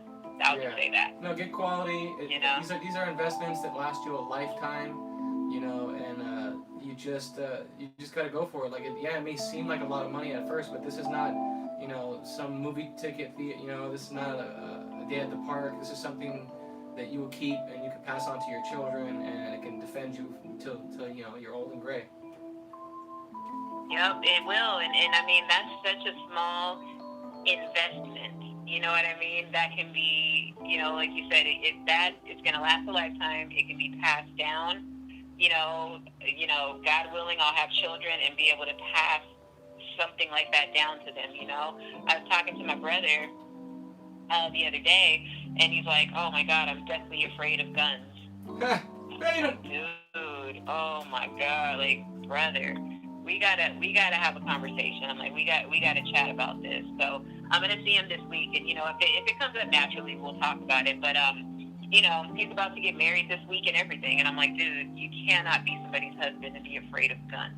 That's not going to work. Exactly. Especially with the way things are going right now, you can't afford to even say that. So I'm going to delete this text right now. Like, that's what I said to myself. I'm like, I got to delete this because I don't even want to know that this is. Well, if it comes up right in conversation with him, and he tells you, yeah, I don't believe in it. You say, wow, I didn't realize I had a sister. Oh, that's a good one. And I think he can take it because, I think I was telling you, I'm not going to say homie's waking up like that, but, some things happened, and I think he might be seeing some things a little bit differently, but only time will tell, and, we'll see what happens for him. But for me, I definitely want to take those moments like that to tell him the truth, because I'm hoping he knows if your sister's not scared, like, come on, bro. It's okay, because really it's just nothing's going to happen as long as you know what you're doing. I mean, sure, there can be a malfunction, but I think if anything, maybe he's just scared of his own mistakes that he might make. It's just all fear. Itself. It's that womanly spirit, being scared of weapons, being scared of being a man and tough. I was there before. I got my brothers are there. They feel like they don't need it. Yeah, totally. So we'll see, but, little things like that I probably would have been afraid to talk to them about, a couple of years ago. But now, just with everything going the way it is, for something like this, I can't afford to lie, because I remember they talked a lot of crap about one of my cousins, because he's a gun enthusiast, and they're like, oh, he's going to shoot people, he's going to do this, he's going to do that. I'm like, no, actually, he's just he's just enjoying his right as an American citizen.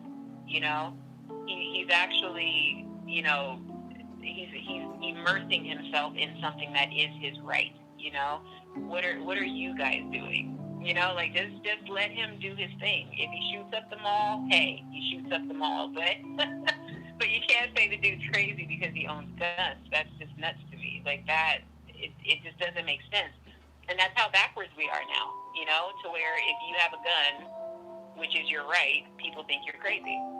Yeah. You And know? now you know that they're So not we're in the crazy. twilight zone, guys. We really are. Well, thank you for calling, Victoria. Enjoy your fried chicken. Absolutely. It was pan fried, no batter. Beta! That doesn't sound Naked black at all. chicken matters. Well, it's good to hear from you. Hopefully we'll see you tomorrow if you dress up in your Antifa outfit and we recognize you. Oh yeah, and I am gonna wear the hood this time. I'm coming in She black. full force. Alright, well take You care. know? Thanks, But yeah, Victoria. it was good talking with you guys, and I hope to share my purchase with you guys, and I hope to make you proud. For sure. We'll see you soon. All right, I'll see you tomorrow. Bye. Yeah. I don't know what time it is. I think it's time. So, any closing statements, Mr. Trevor? Well, a little quote I heard from Juicy Smollett. This is MAGA country. When everybody's racist, yeah. This is MAGA country. Everybody's racist. This is MAGA country. Everybody's racist, yeah. This is MAGA country. Where everybody's racist, yeah.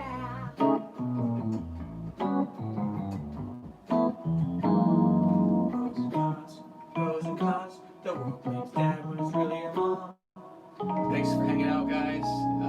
Be safe, be well. Buy your guns and ammo. Be like Victoria. Get it. Stay Don't strapped. wait, you know? You don't want to wait till it's too late. You know, it's your right. Overcome your emotions. Get rid of that female spirit inside of you. And go get yourself a damn gun. Alright, guys, now take care and go shoot yourself. Ciao. Mr. Chow.